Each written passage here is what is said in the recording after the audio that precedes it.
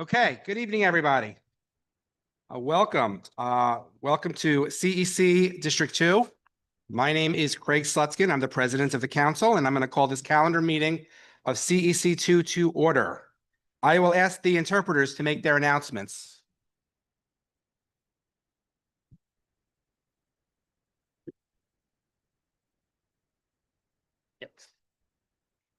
Hello, good evening. This is an announcement for Spanish Interpretation Services. Muy buenas tardes, damas y caballeros. Estamos encantados de ofrecerles un servicio de interpretación simultánea del inglés al español en esta reunión. Si desean escuchar en español, pasen al pasillo para recoger un equipo de audio. Muchas gracias.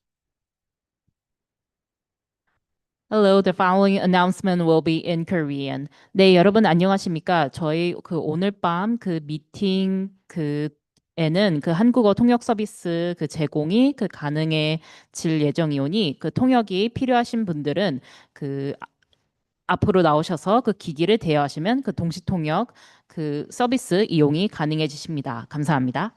Okay.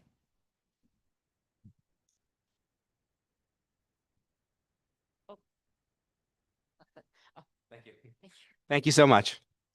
Okay. So I'm going to now ask our recording secretary, Councilmember Carr, to take the roll call.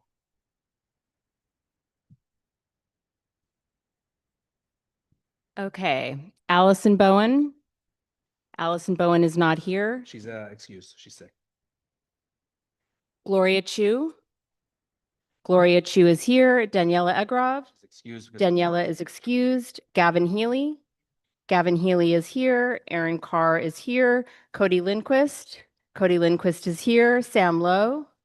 Sam Lowe is here. Tal Mazel-Shea. Tal is here. Rustam Mavlanov. Rustam is here. Tamira Reed. Tamira is coming late. Yes. Sabina Serenese. It's going to be late, but she'll be excused for now. It's just a good thing. And Craig Slutskin. Here. Craig Slutskin is here. We have quorum with 1, 2, 3, 4, 5, 6, 7, 8 members present. And Rachel Kenny. Rachel Kenny is here. Ethan Kwok. Ethan Kwok is here. Before we begin, let me just move this over. Before we begin, I just want to remind everybody that we're here for the children of District 2.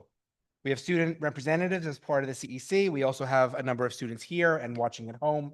So I'll ask all speakers to be mindful of that when speaking. Reminder that you need to sign up for the speaker session. Hold on, I will put that in. You need to sign up within a half an hour of the meeting start. So we'll say 7:15. Hold on, let me just put that in. And I'll add you in a second. When you're signing up, if you are a student or you're signing up for your child to speak, please note that there's a place you can actually note it, because we will put them at the top of the list. Before we move on, I just want to take a moment to review how we'll be using the chat tonight. It's the same procedure as we've been doing for the past few months, and I think it's been going well. The chat's going to stay open for most of the meeting. It's going to be closed during the Deputy Superintendent's report and during public speaking. Outside of those two sections, it will remain available. When the chat is open, we ask everybody to keep comments respectful and focused on the meeting. The chat is public, including to students. So a good guide is to write in a way you'd be comfortable with your own child seeing. You're welcome to raise points or ask questions in the chat. Council members will check it periodically, but our main responsibility is running the meeting. We won't be watching the chat at every moment, so we may not see things right away, and we're trusting everybody to keep the space constructive. If something crosses the line, name calling, profanity, anything similar, we may remove someone or close the chat after a warning. Because we're not monitoring continuously, we may not catch issues immediately. We ask for everybody's patience and understanding. The goal here is simply to keep the meeting running smoothly for everyone. Council members also won't be deliberating in the chat. Those discussions need to happen in the open, where everybody, including those watching on YouTube or attending in person, can follow along. When the chat is closed, participants will still be able to message the hosts for technical reasons. For example, if the sound stops working, so this way we know. A quick reminder, the most effective way to make your voice heard is by signing up to speak during the public session. The chat is not the official avenue for raising or debating issues, and it isn't part of the public record. If there's a topic you want the council to address, the public speaking session is the right place to bring it forward. Thank you for helping us keep the meeting respectful and productive. We will start off next on the approval of the minutes from the April meeting. The minutes have been distributed to you and they've been posted on the website. Are there any corrections?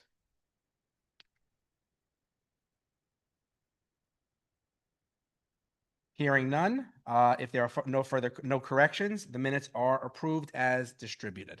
Thank you. Okay, now we will present the first resolution. We only have one resolution tonight. Resolution 299, calling for transparency, community input, and independent review of the DYCD Middle School after-school procurement process and reinstatement of Manhattan Youth as the after-school provider at affected D2 middle schools. I think I might have broken the record for longest title on a resolution. But in any event, it's not the record I always figured I'd be doing when I was a kid. I'm going to present that tonight. We will discuss it more later on. So I wanted to briefly discuss or summarize what Resolution 299 calls for and why I think it's necessary.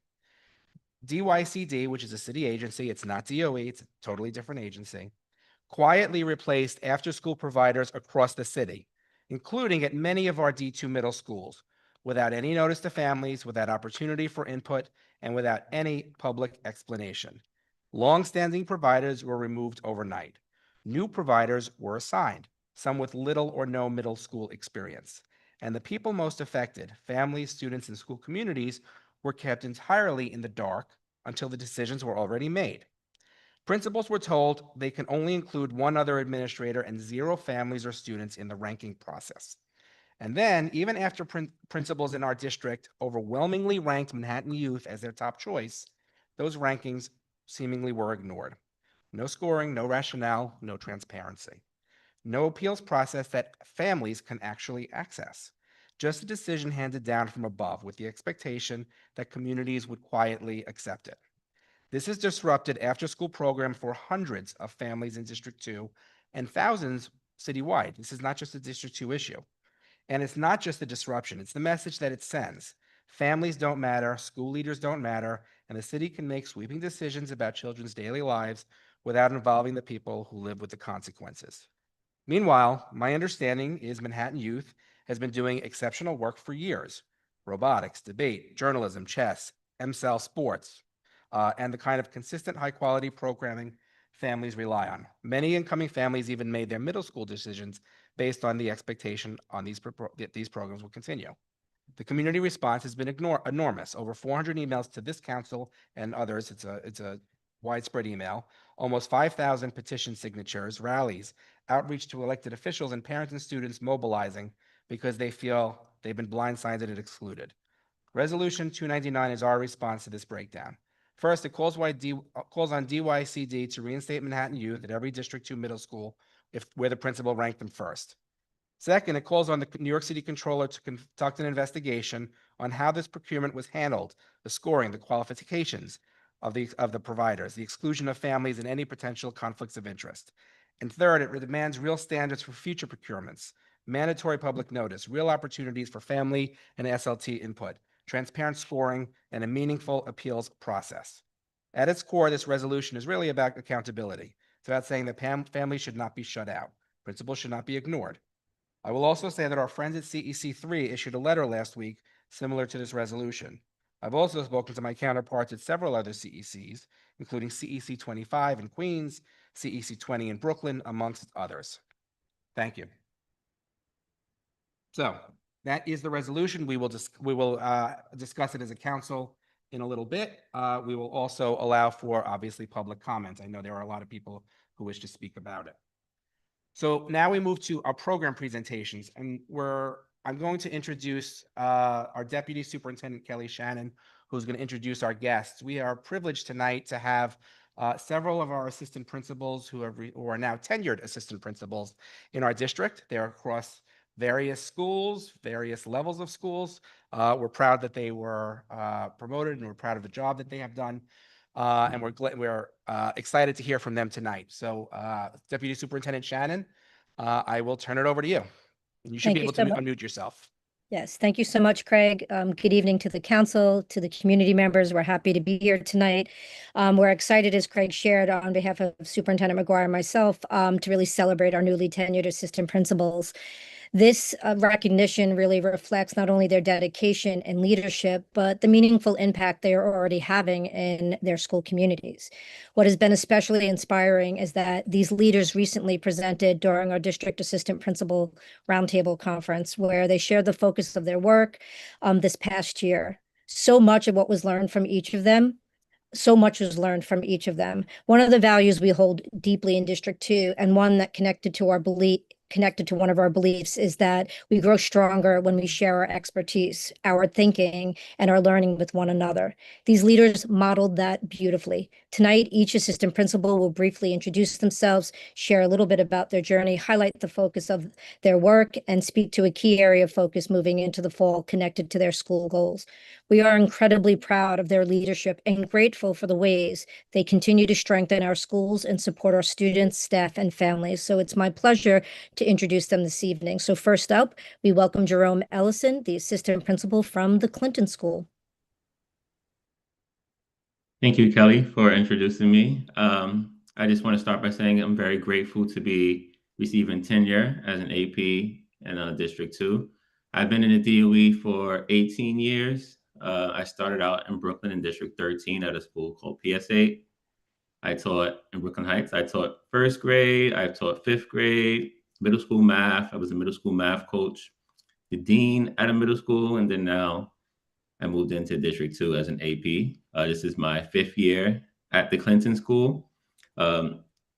So I would say at Clinton, I do a few things, but mainly the things that I focus mostly on is restorative practices, community belonging, equity, and then mathematics. Those are, like, I would say, my key things that I like to hang my hat on. Over the last couple of years, we really tried to do a lot of work with community and belonging and equity.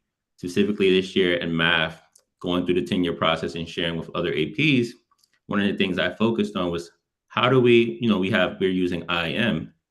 So how do we create an environment in the classroom, in the math classroom, that's conducive to mathematical learning, right? So how do we create an environment where students are willing to take risks, where they're willing to collaborate and share with each other?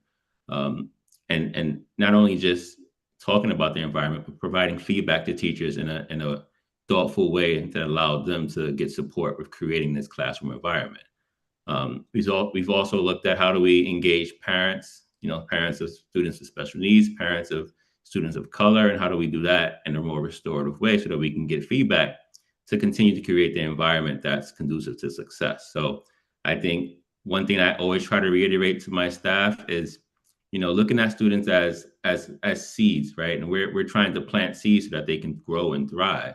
But instead of looking at the seed as being the problem, how do we create the environment? How do we make sure they have the right sunlight, the right amount of rain, the right soil so that they can thrive?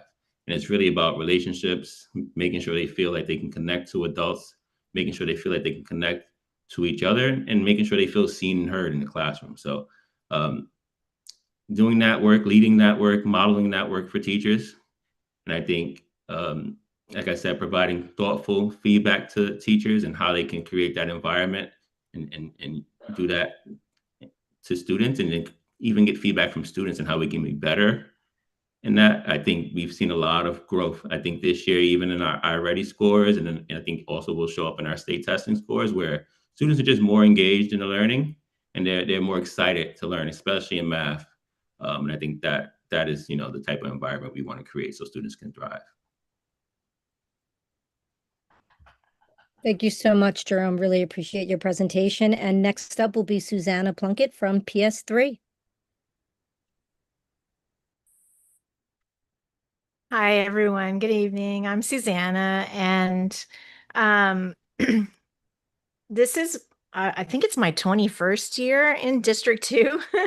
So I'm a proud District 2 educator. I started out at an elementary school on the Upper East Side. Now I'm at PS3 in the West Village, and a good chunk of those 21 years, I was a classroom teacher, and a few of them an instructional coach focused on math. And it's been one of the highlights of my job this year to have the opportunity to focus on math and math instruction. And a big part of my focus this year has just been working alongside teachers with the planning, coaching, giving them meaningful feedback, and opportunities for professional development to build more capacity for good math instruction and consistent math instruction, no matter what classroom you might be visiting at PS3 or grade level. And I really think that the collaboration that my talented staff has engaged in this year has really made tremendous growth in that endeavor, and that we are working together to be more consistent and more focused on state standards and also what kids are doing and saying, and how they're feeling about math. So looking ahead to next year, I'm hoping, like I said, it's a highlight for me when I have the opportunity to focus on instruction. It's why I became an educator. So I love the opportunity to do that. And I want to continue focusing on math and strengthening consistency just in our core instruction, and also helping teacher teams really use student data to think about how they can improve their core instruction, and make sure that everyone is engaged and making progress, and has access. So thank you so much. I second what Jerome said. I'm grateful for the opportunity to be a part of District 2 and also for earning tenure. So thank you so much. Good night. Thank you, Susanna. Really appreciate it. And next up is Kelly Buck, and we're excited to hear from Kelly. Hi, everyone. I'm grateful to be here tonight as well. I'm from Wagner Middle School, and I've been a proud wolf since 2013. I started as a science teacher there, and then transitioned to this role in 2021. Over the past couple of years, we've been working hard with our large staff on building coherence. How can we get all of our teachers moving in the same direction? And we've collaboratively engaged in the question of how we're changing the everyday experience of our students, particularly in priority groups like our students with disabilities and our multi-language learners. So last year, we began this work by using data to develop student-centered school-wide goals that everyone has a piece of, from our PE teachers to our science teachers to our math teachers. And then we developed professional learning with our staff that engaged them in how they're changing their instruction, how they're changing what they're doing so that our students have a different experience. And it's been really exciting to see our teachers engage in this work. And we've really been able to build it out into an action research. So all of our teachers are collecting data, they are making informed changes, and then they're going back to the students or going back to their partner teachers to get data and feedback about how it's actually working or not, so that they can make another informed decision. So, and I think that process, I'm an engineer by training, and I really value that iterative process of let's try something, see what's working and not. And all of our staff is along on this journey of getting data and trying something new. So we're hoping to kind of continue with this pattern next year in all of our spaces and all of our departments and self-selected groups, so that we're all continually pushing our own practices forward so that we see different outcomes from our students. It's really been an honor to have helped lead this work, and I'm excited for the future. So thank you for the opportunity. Thank you so much, Kelly, for sharing with us. And I'm not sure Kathy's here right now, so we're going to move to Matt McGinley from Lab. No. Kathy's here she's present. Oh, she is. Okay, so Kathy's next. Kathy So is just our speak into assistant this. principal from LMC. Yes. Okay. Hi, I'm Kathy Shea. I am the assistant principal at Lower Manhattan Community Middle School. This is my 5th year. I was a teacher at Wagner Middle School for 12 years before that, so I've always been in District 2. I was an ELA teacher, and before that, I was a journalist up in Rochester, New York. So What my focus is at LMC, humanities. I have the humanities department, but also this year I've been really focused on the literacy side of MTSS, and really supporting our teachers in how do we provide supports, reading supports to our students, intervention services in the tier 1 setting, because we have limited time, limited resources, and we've been really focusing on that this year, trying to implement small group reading instruction when we can.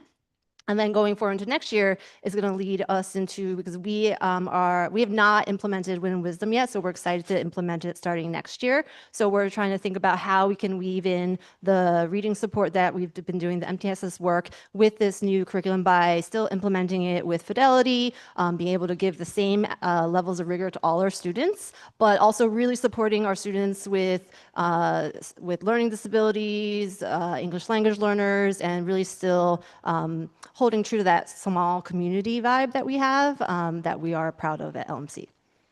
Thank you. Thank you so much, Kathy. Really appreciate you. And last but not least, Matt McGinley from Lab.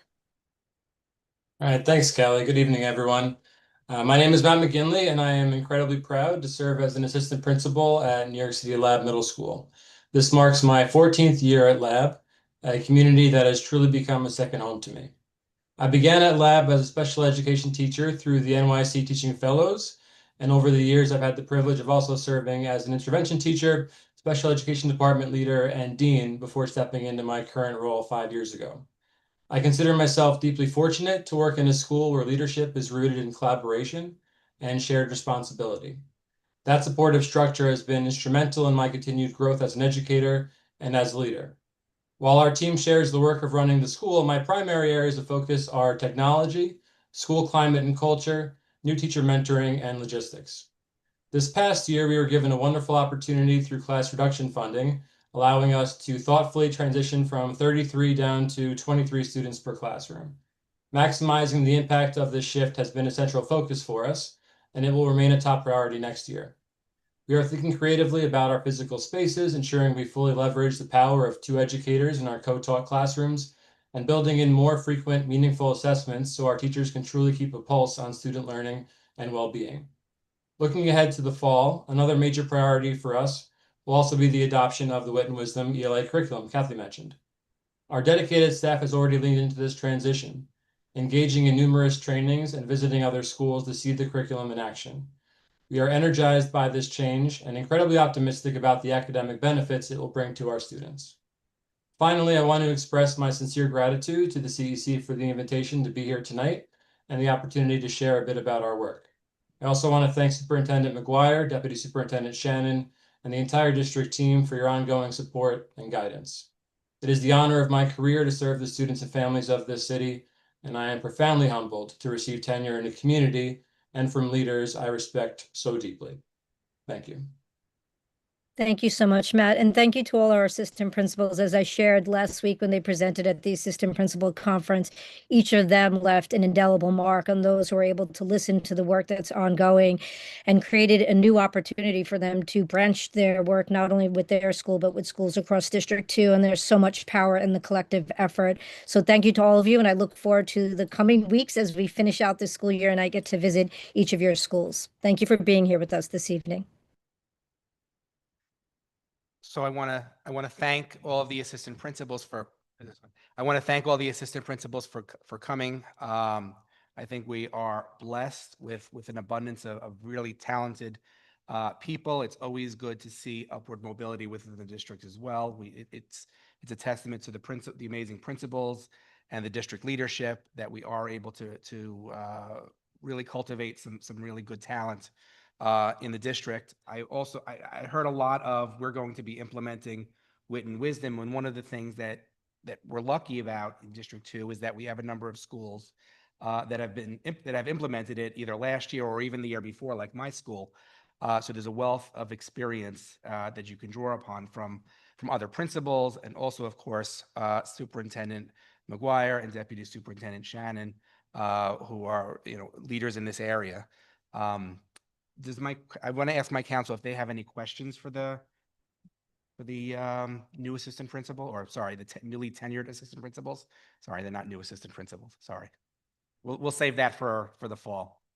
I know of one that is just looking forward to coming. Kelly. Are there any questions from the council? Okay. Well, thank you all so much for being here. Thank you. Where are you? Thank you. Somewhere back there. Thank you so much for coming tonight. Thank you for coming out tonight. Appreciate it. And we are looking forward to seeing you. I know we had our school spotlights, the superintendent's school spotlights at some of your schools. I know PS3 we were at, for example. I'm sure we will be seeing you at some of them next year as well. So looking forward to working with each and every one of you. Thank you so much for coming. Okay, moving along. The next item on the agenda is the New York City Public School Division of Enrollment. We have the Chief Enrollment Officer, Travonda Kelly, and her team here tonight. There were some questions at the last meeting about how middle school admissions played out in District 2. There were questions on waiting lists and how it worked with in-zone and out-of-zone students. So Superintendent McGuire and I thought that it would be a good idea to bring enrollment into this meeting to answer some questions. Some of the council members did submit questions. Travonda will talk about this, but I will also preface it that getting a lot of data takes a lot of time, and the Division of Enrollment is in its probably busy. You can disagree with me if you want, Travonda, but it's probably its busiest time of the year, because you have high school enrollment, middle school enrollment, G&T enrollment, kindergarten enrollment, pre-K enrollment, 3K enrollment, and now 2K enrollment, all at the same time. So some of the requests that we made the responses will be forthcoming. But in fairness to the Division of Enrollment, they just could not gather all the information tonight. And I want to be respectful to them and their time as well, because they are doing a huge amount of work, especially this time of year. So, Travonda, do you want to introduce yourself and your team? Yeah, sure. Good evening, everyone. I'm Travonda Kelly. I'm the Chief Enrollment Officer. I hope you all can hear me okay. I'm in the process of still transporting from the office. But happy to be here. And, Craig, thank you so much for the invitation. I think it's always good for us to be in the space to have conversations like this and to answer whatever questions and provide context on decisions that we make. To the point that he made about what we're working on, we have been very busy with admissions, getting out offers, and we just recently these offers for 3K. And as mentioned, we're about to open up the 2K admissions process. So while we are so appreciative of the questions that were provided up front, just to be completely candid and transparent, we don't have that data available. What we do have is answers to questions. I do have someone from the team who's been very much involved. He actually leads the middle school admissions process. And so when we looked at the questions that you all have, we know that middle school admissions questions are at top of mind. So I'm happy to have my colleague here to answer those questions. As far as those data requests, some of them we can provide information. We do provide an admissions summary in June. So in a few weeks, we'll be able to provide the summary of what those outcomes look like so that there's more information that can be provided there. And then also additional requests that have been made can also be provided ad hoc. And so we're happy to do that as well. So I wanted to kind of start that off and thank you so much for Craig, for you sharing that information. And we can get into the specific questions that you all have now that we are able to answer. I'll pass it over to my colleague to introduce himself, and then we can go ahead and answer questions. Thank you for having me again. Thank you, Travonda, and thank you everyone for inviting me. My name is Ahmad Shalay. I lead the middle school admissions team at the Office of Student Enrollment.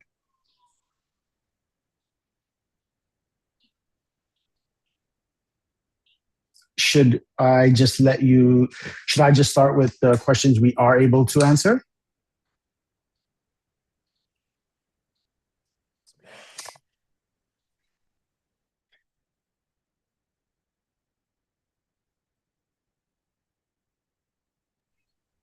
Oh, are you guys able to hear me? Yeah, we can hear. It's just low, and we're fixing that, but go ahead.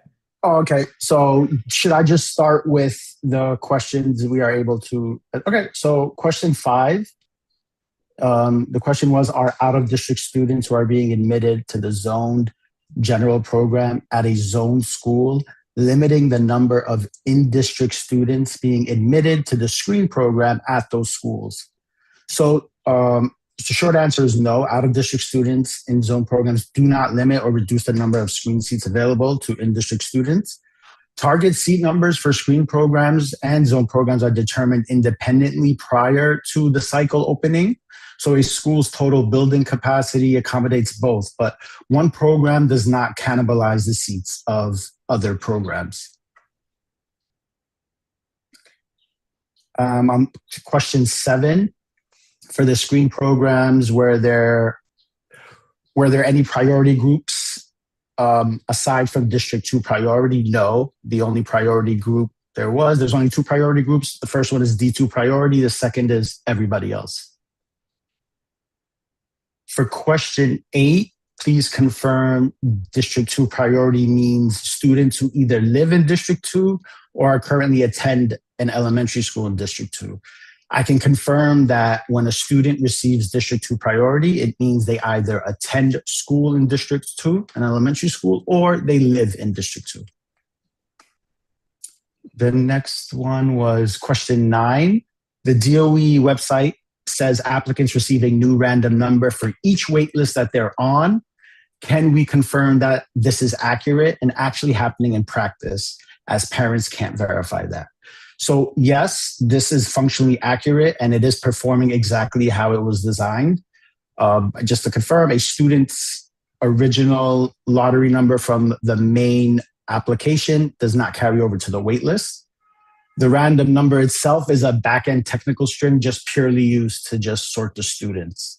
If families are interested in what their waitlist random number is, they can just reach out to us at MS Enrollment and we can share that information with them. The reason why we do not show it is because it's just a string of numbers, and if you do not know the other students' waitlist numbers, you kind of won't be able to figure out if it's like a strong random number or a weak random number the same way you're able to do it during the main application. Are there any additional questions to that one before I move on to the next one? So about the waitlist? And I'll ask the council, but you said reach out to you, Trevonda, Yes. or somebody. Could somebody put in the chat just where to reach out to, like Sure. where? Either you or Trevonda, if you can at some point do that in the chat. I'll drop it in the chat. No problem. Thank you. And sorry, do any of the council members have questions on what they've said so far? Thank you. Okay, go ahead. Okay. Question 12. Sorry. Just for the record, Victor, Councilmember Reed is online, so she's here. She's on the meeting. Thank you. Go ahead. So for question 12, has a comparison been done between the number of students accepted into a school and building capacity? For example, is there more space at, let's say, Wagner than students actually admitted? We're wondering if that is done to prevent other schools that students generally may not rank higher into funneling more students into those schools. So yes, a comparison between projected enrollment and building capacity is conducted every single cycle. However, we do not artificially restrict available seats at high demand schools to intentionally force students to be funneled into schools that may not be, may be considered under enrolled. So these targets are based on a school's physical building capacity, laws around class size, matriculation rates, and retention metrics. So those were the questions that we were able to answer that, as Trevonda mentioned before, the data questions, we will have that for you sometime in the future, but right now we don't have it. But does anyone have any questions regarding what I just went over? So are there any questions from the council on either what they went over or anything else for that matter? Because as long as we have enrollment here, ask away.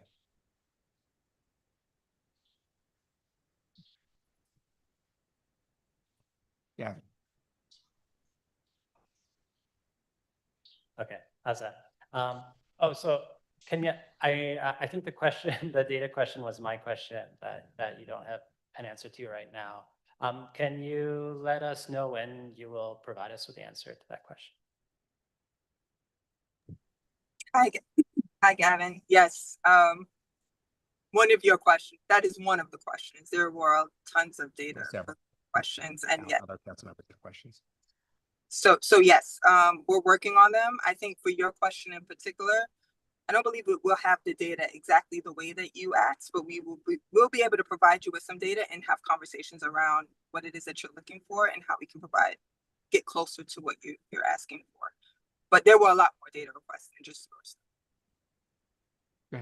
Thank you. Yeah, just for the record, the question I asked was around the demographic data around our middle school programs that have screened admissions, just to get a sort of comparison between the demographics in terms of race, gender, ELL status, SWD status, and also E&I poverty level between those 4 schools that have screened admissions and versus their sort of general education cohorts.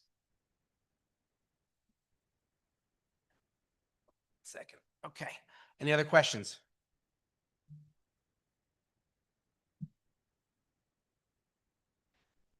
Tremont, I think we're letting you off pretty easily tonight. I've been in other meetings with her where we haven't let her off so easily. Tremont is great though, by the way. So It's definitely my pleasure, and I hope this is not the last time, first or last time that we're here. We want to be able to provide as much information as possible. We know that the admissions process, enrollment in general, is complex, and as much information as we can provide and answers to questions, we're willing to do so. So please, let us know. I know that we're here talking about middle school, but obviously there are a lot of other admission processes that may touch your world, and we're happy to answer any questions that you may have about any of them. thank you. Okay, thank you so much, Ahmed, Travanza. Thank you so much for coming. We'll look forward to seeing you maybe in the July or August meeting if you're around. By then hopefully we'll have some more, at least some of these questions we might have the data for. I know it might be iterative. We might get some, a little at a time, and that's fine. Totally get that. Correct. That's fine. I saw a question or maybe a couple that came in the chat. You can always send them to me and I can provide some responses so you can get back to. Yeah. And so yes, and some of them are not, some of them like about implementation of class size. No, I was talking about specifically for enrollment. Yeah, some of them will direct towards the deputy superintendent, but we know some of them are more for your department. Yep. So. Thank you. I appreciate it. Thank you so much. Thank you so much, both of you, for coming. All right. Bye-bye. Okay. So before the next piece would be my report, and then the deputy superintendent's report. However, we do have a number of students here tonight that want to speak. Would anybody have an objection to letting the student, doing the public session just for the students now? So if they want to get out of here, they don't have to wait another 20 minutes or whatever. That okay with everybody? Okay. Okay, good. I want to get you home. I was going to say for Dallas, but aging myself. Okay, so the way it works is you're going to go, if you're a student, when we call your name, you're going to go up to the podium up there. If you want to take your parent with you for moral support, that's totally fine. And then you just speak, and you get about 2 minutes. We'll be a little bit flexible for the students up there, but you're going to go up to the podium. If you're not comfortable standing at the podium, that's fine. And if you want to do it somewhere else, I think we're all okay with that as well. Okay. Okay. So now we're going to start off with people who are here. And by the way, I'm reading off of who said they're a student. Okay. So the first person is Julian Ruiz.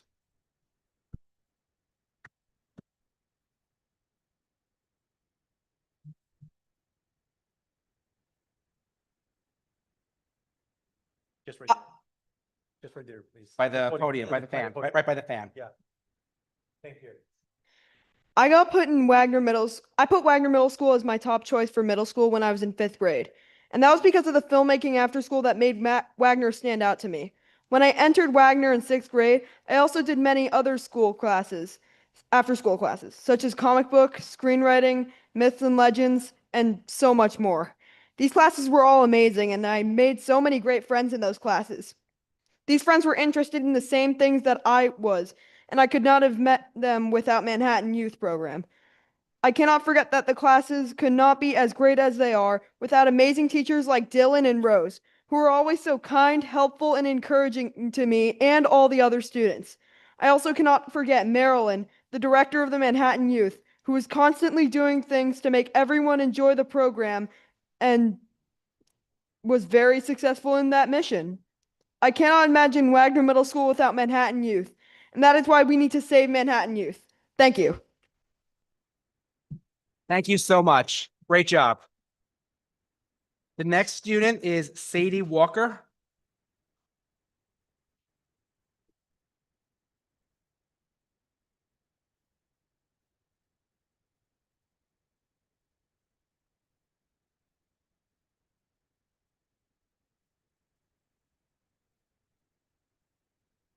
I'm a 7th grader at Wagner Middle School, and I'm speaking to protest the defunding of Wagner's after-school program with Manhattan Youth. Manhattan Youth means so much to me and everyone else in these middle schools they work with, and I can't believe the DYCD and the city would even think about taking it away, especially without taking our opinion into consideration. We are the ones who take this after school. Shouldn't we be a major part in the decision? Manhattan Youth is the reason I'm always excited to come to school. I come to this after school from 2:40 to 5:45 almost every day. The Manhattan Youth staff were what kept me going all the time. In the musical, they gave me confidence and helped me make more friends and be a better friend myself. In fact, a majority of my friends are from the musical. Next year is my last year at Wagner. I finally gained enough confidence to try out for a big role, maybe even a lead. But no, the DYCD and the city had to go and take away this after-school opportunity away since Manhattan Youth runs the musical. This is so messed up. The Manhattan Youth after-school staff know me, the real me, not the one trying to fit in with everyone else in middle school, not the one trying to impress the teachers, the real me.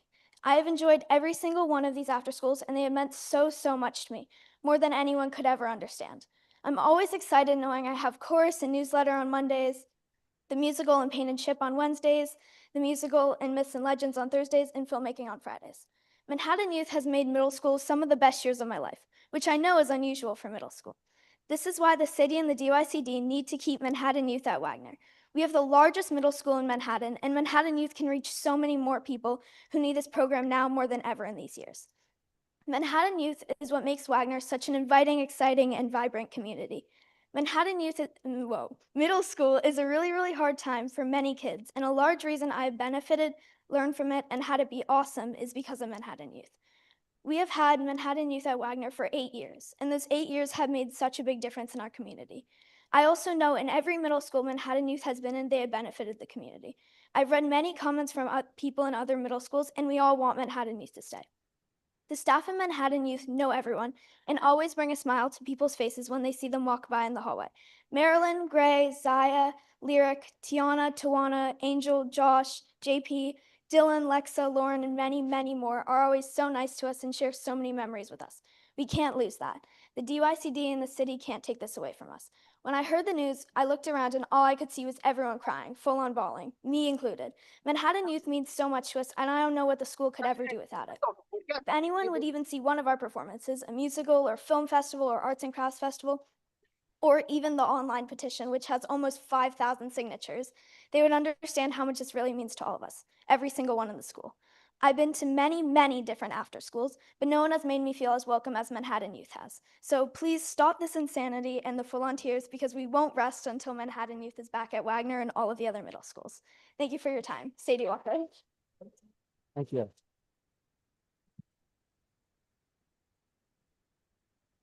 So I don't see any other students that signed up, unless, you know, this, sometimes people write the wrong thing. Are there any other students here who did want to speak who did not sign up? So I'll let you. It's okay if you, go ahead, go ahead.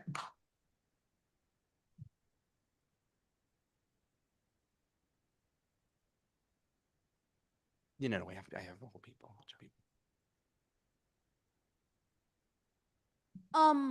I'm a 6th grader at Yorkville East Middle School, and this year I have experienced Manhattan Youth.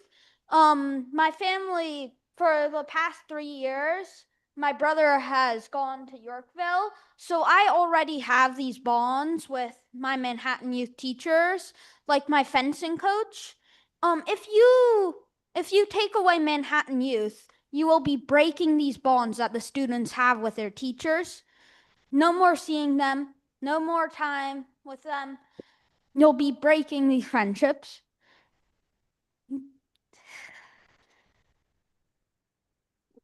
Woo!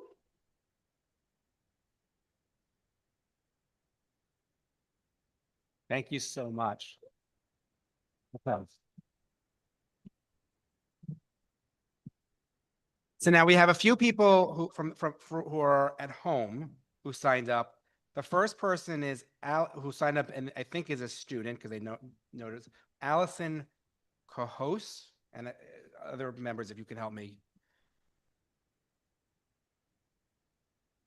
I don't see them. I don't see Allison there.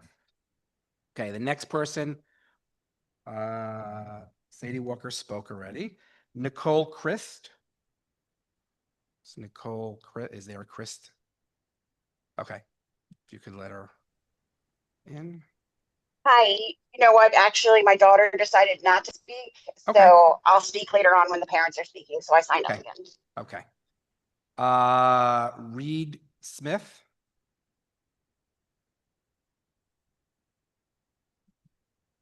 Is there a Reed Smith in the?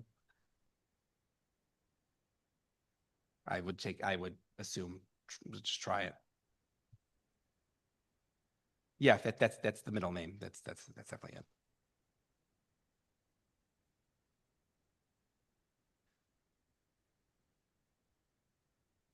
Okay. This is Reed's mom. I think he got signed off and he's not here with me, so he'll would have echoed what the other student said. Okay. If he comes back later, just raise your hand or put a note in the chat and we'll. Sure. We'll Thanks so accommodate much. it. Okay, let's see.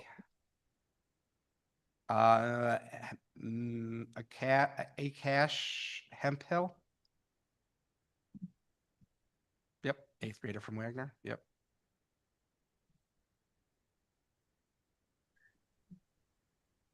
Hi, I hope you can hear us.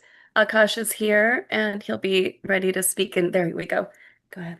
I'm Akash Hemphill, and I'd like to just speak about the Manhattan Youth Resolution and express my desire for Manhattan Youth to continue in District 2. I go to Wagner, and I've just been able to try so many new things because of Manhattan Youth, like jazz band and filmmaking, and now playing bass has become one of my favorite activities because of them.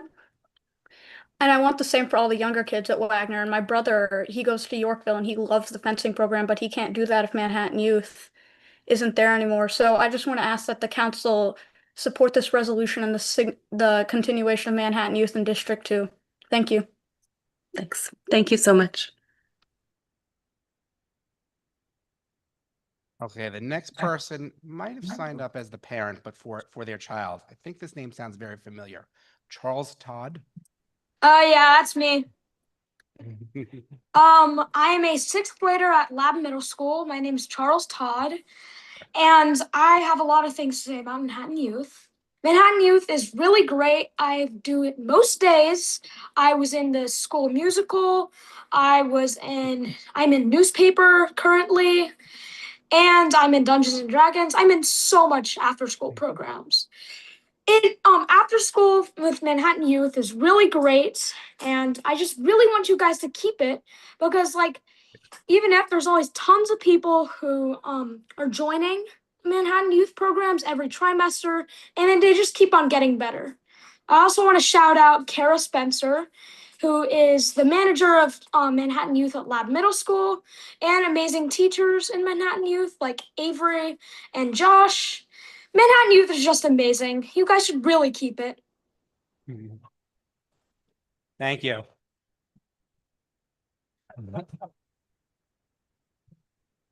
He looks familiar. Gareth Porter. And I think I'm a parent, so I'll wait. I'm sorry? I'm a parent, so I can wait. Okay. And then Rayhan Bueller? BHU, yeah, we go. Hi, that's me. So I understand that in Wagner, you're gonna replace, I think so. You might be replacing Manhattan Youth with some sort of tennis-based program because Wagner has 4 tennis courts in the yard. I'm gonna say I'm currently on Wagner's varsity tennis team, and coming from a tennis player, I really don't think that you should remove all of the amazing things that Manhattan Youth has done for Wagner just for one particular sport. Because Manhattan Youth spans so many different things, and like Sadie, who spoke earlier, she's my friend. She's in the musical. Everybody in the musical is amazing. It's one of my favorite parts of the year. I personally was in the stage crew for the musical. And again, I've also done a lot of after school programs. The staff, again, are amazing. Some of the nicest teachers I've ever known, like ever. This is awkward. Wait, what was I going to say? This is not good. Okay, so yeah, just don't get rid of it. It's amazing. Thank you.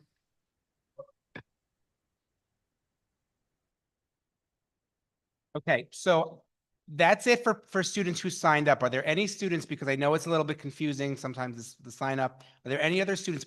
If you could raise your hand in the chat. Please only raise your hand if you're a student who would like to speak. Not a parent who wants to get in quickly. Okay, so we'll give you a sec. Give everybody a second just to see if any other current students. You could be a high school student, doesn't have to be a D2 student. You could be a high school student, but if any students want to speak. Somebody else? Oh, go ahead. Come.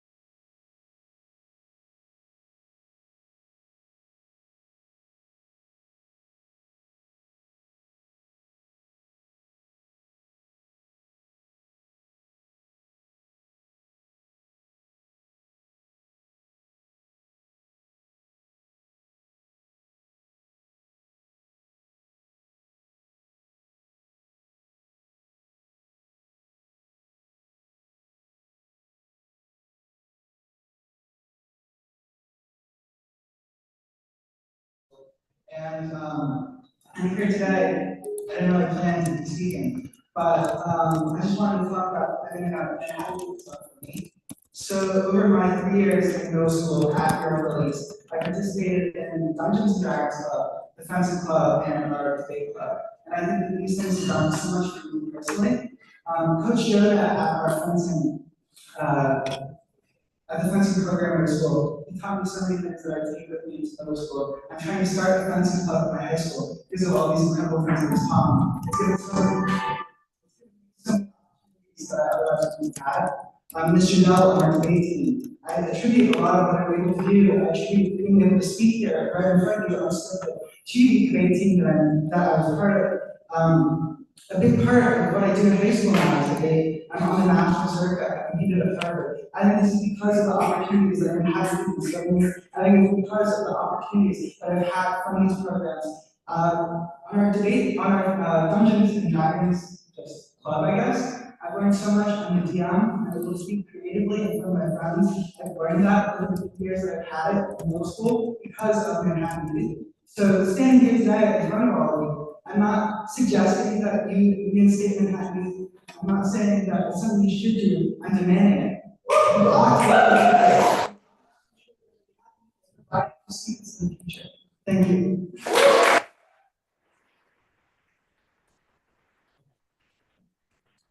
We do have a few. Are we back? Oh, it's loading up. Okay. We do have a few students who did want to speak. Their hands are raised. We'll start off with Kenneth Charberry.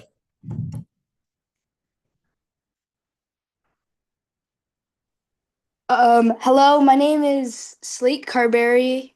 I'm a 6th grader at Yorkville East Middle School. Hold on 1 second, Ken. Hold on 1 second, Kenneth.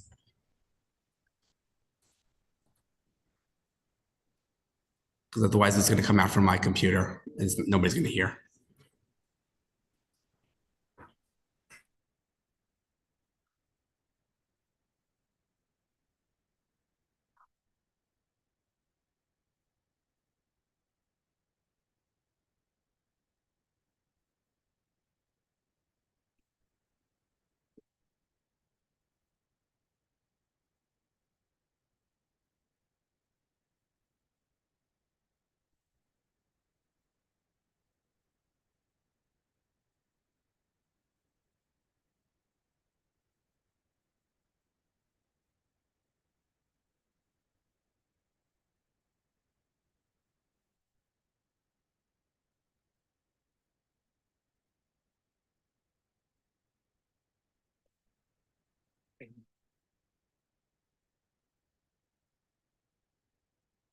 Are we ready to start?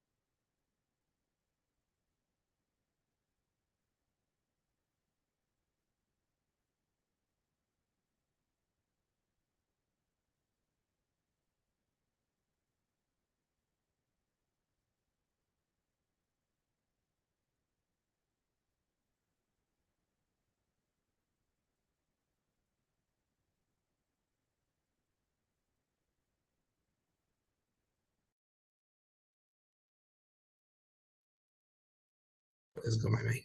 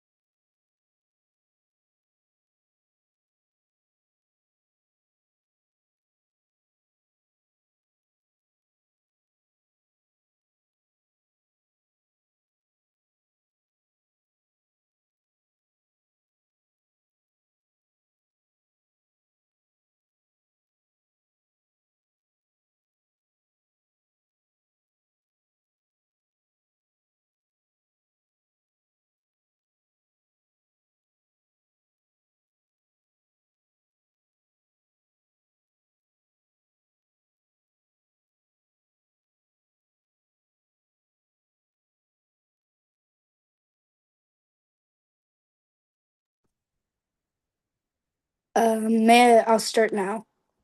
I'm Slate Carberry. I'm a student at Yorkville East Middle School. I personally participate in the debate team, the school musical. I was on the tech team for that. I also participated in NYC Go, and I really enjoy these programs. And I think if we take away Manhattan Youth, replace it with the YMCA or whatever other replacement, we might not be able to have those, and that would be a real shame. Please keep Manhattan Youth.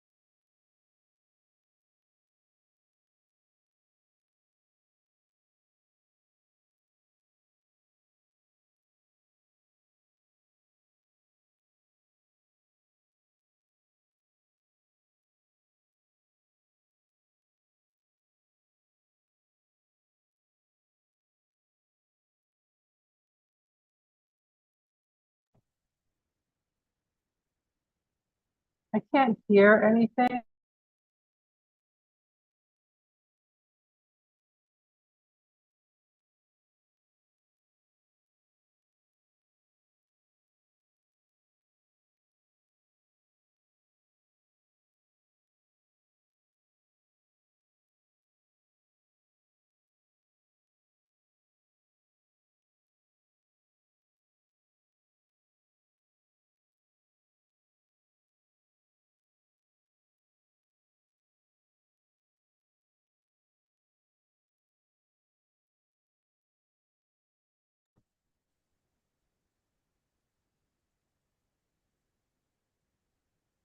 Hi, can you hear me? Can't hear anything.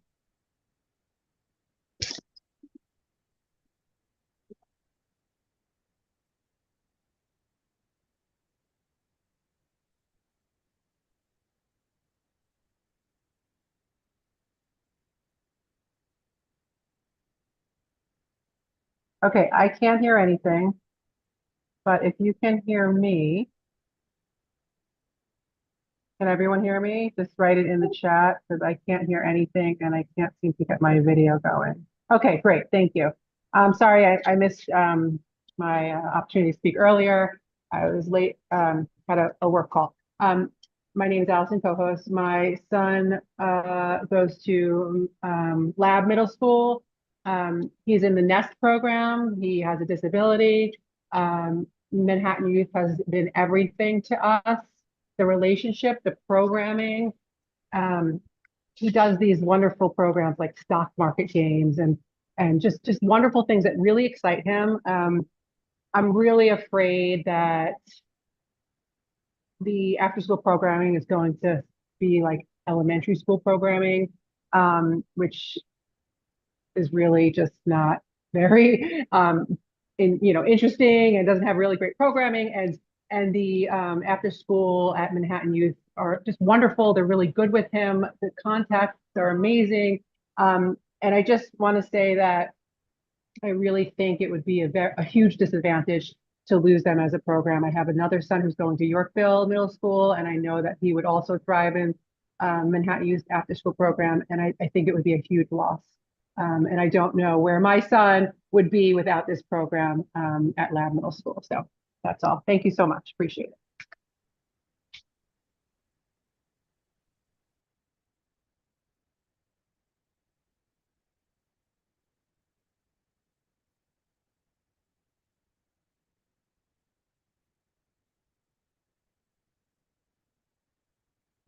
Hi, Craig. I just got assigned to unmute. Is that for my daughter to speak? Okay. All right. Hold on. Let me. Go ahead, Elena. Okay, you ready? My name is Elena Gonzalez, and I attend Yorkville East Middle School. Before middle school, I was not interested in sports. I didn't even watch sports on TV. When I started middle school, I decided to join cross country and the girls' JV basketball. I was looking forward for try out for varsity next year or by 8th grade. But if you take Manhattan Youth away, my teammates and I will lose the opportunity. I want to keep these opportunities because the friendships I have made with students and the coaches. Manhattan Youth has amazing coaches like Kayla, Anthony, Eric, and Miss Rode. You are uprooting my middle school and the middle school experiences of so many kids. The worst part is nobody asks us how we feel. It's like we don't even matter. That's why we demand Manhattan Youth to stay at YEMS.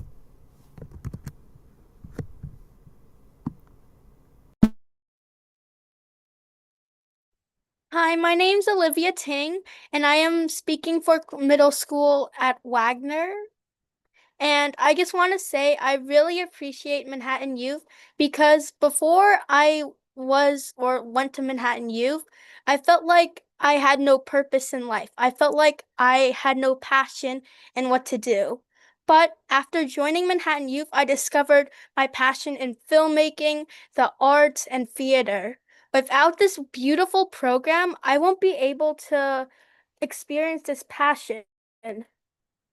Please keep Manhattan Youth so other kids like me who have been having a hard time discovering their true passions can learn and develop new ideas in their brain and help grow on as a person. This program does not just affect us right now, it will affect us further in the future and how we'll progress in life. Thank you.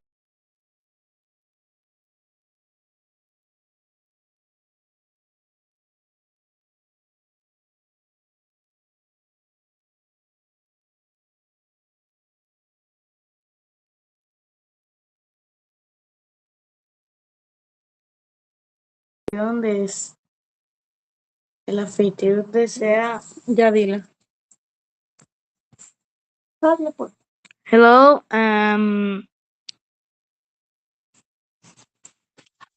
hello, my name is Jalen Jimenez. I'm the fast in history, sixth grade. I don't want to I wanted to there is the after school because I like it to go to after school.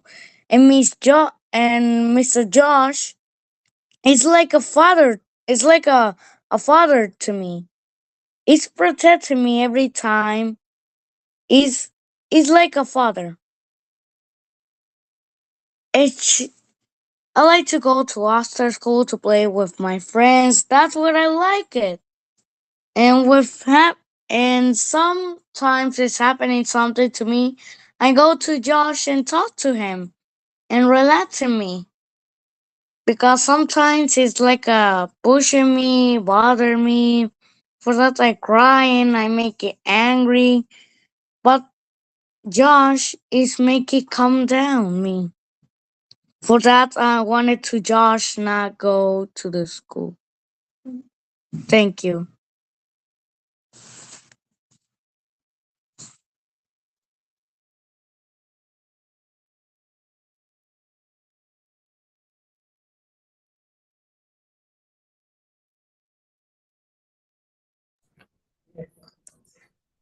Okay. Let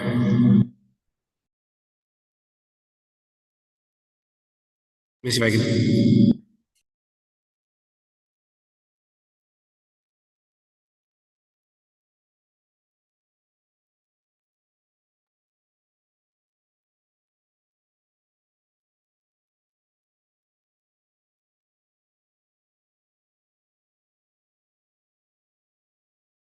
Okay, while we're trying to figure.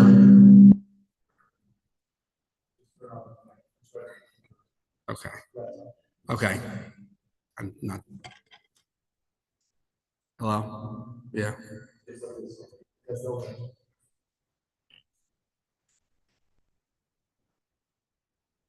Testing. This mic. It's not from that mic. It's not from those mics.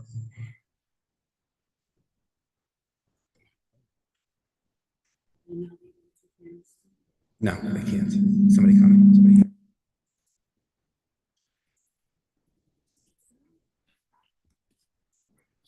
My computer. I don't.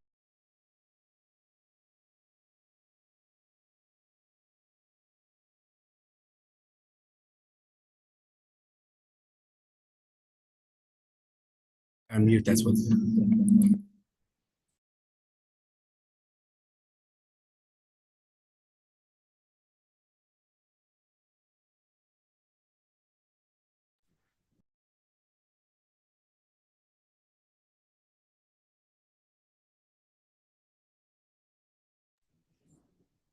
Testing.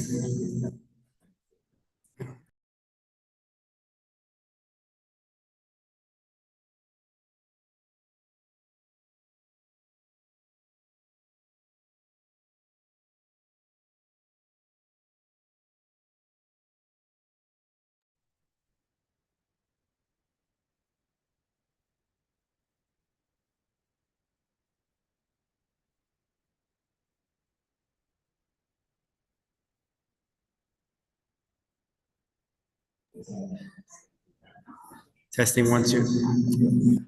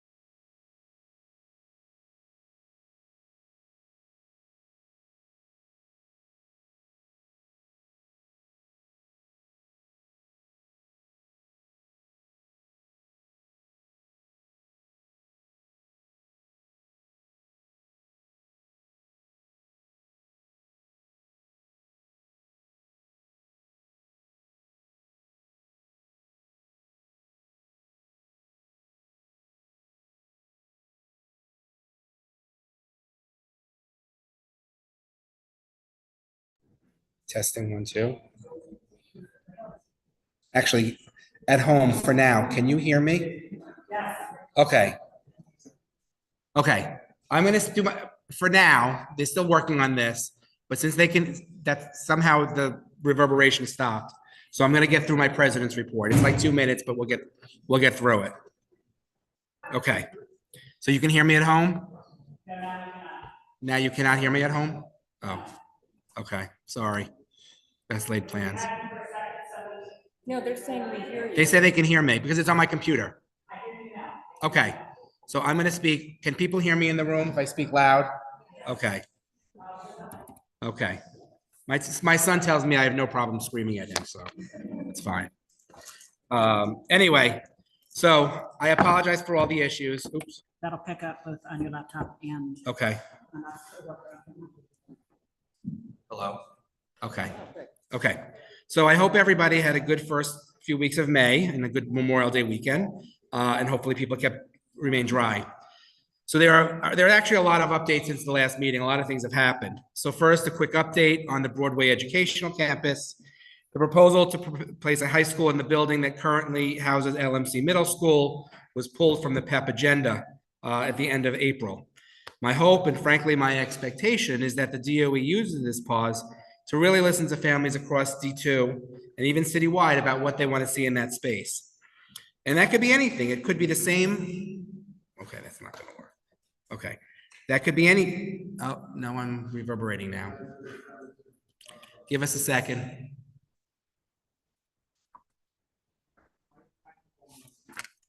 Okay, hold on.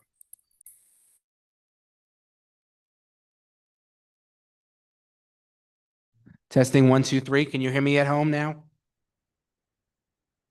They're shaking their heads. Yes, they can hear you. Oh, good. We're back. Okay. So you hear me at home?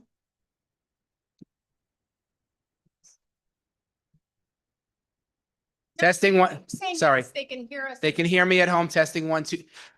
Right now I'm saying 1, 2, 3. Can you hear me? Yes? Okay. Yes? Okay. Thank you. Thank you, Shannon. Thank you, Russ. Thank you, Ina.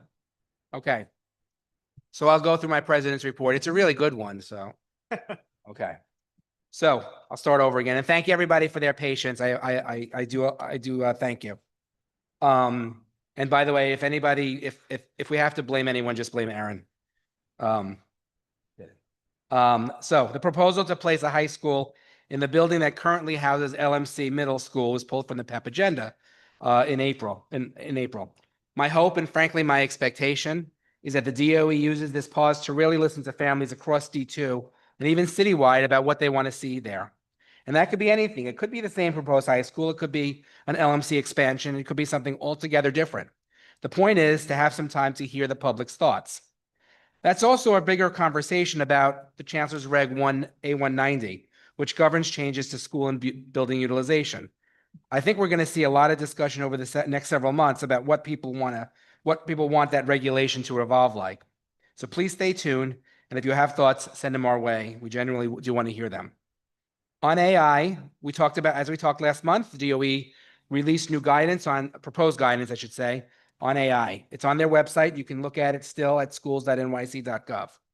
On May 13th, CEC2 hosted a Zoom feedback session with Chief Academic Officer Mia Teresa Pate and Tara Carosa from the Office of the First Deputy Chancellor. Families had the chance to share their reactions on the draft AI policy and to talk more broadly about AI in schools. I think the overall tone from families was clear. A lot of caution, a lot of skepticism, a wide range of views, from wanting tighter guardrails to wanting an outright ban. I want to thank Ms. Pate and Ms. Carosa for giving our community the space to speak openly. And I want to thank the council members. I think there were several council members on the call. I think Aaron was on, Cody, Gavin, I think Lori was on, I think Sam might have been on, a few others. So I want to thank everybody who was able to join. And if I'm forgetting, Tam was on also, I think. So I want to thank everybody. I'd like to believe the DOE did hear what families shared that night and in many other forums and other comment channels, and that these voices will shape the final policy. If you missed it, you can watch it on our website or under recordings, or our YouTube page, and I really do recommend listening to it. It was an interesting conversation. Quickly on school governance, it looks like mayoral control will be extended 2 years with really not a whole lot of significant changes, and that's what at least is expected in the final upcoming bill.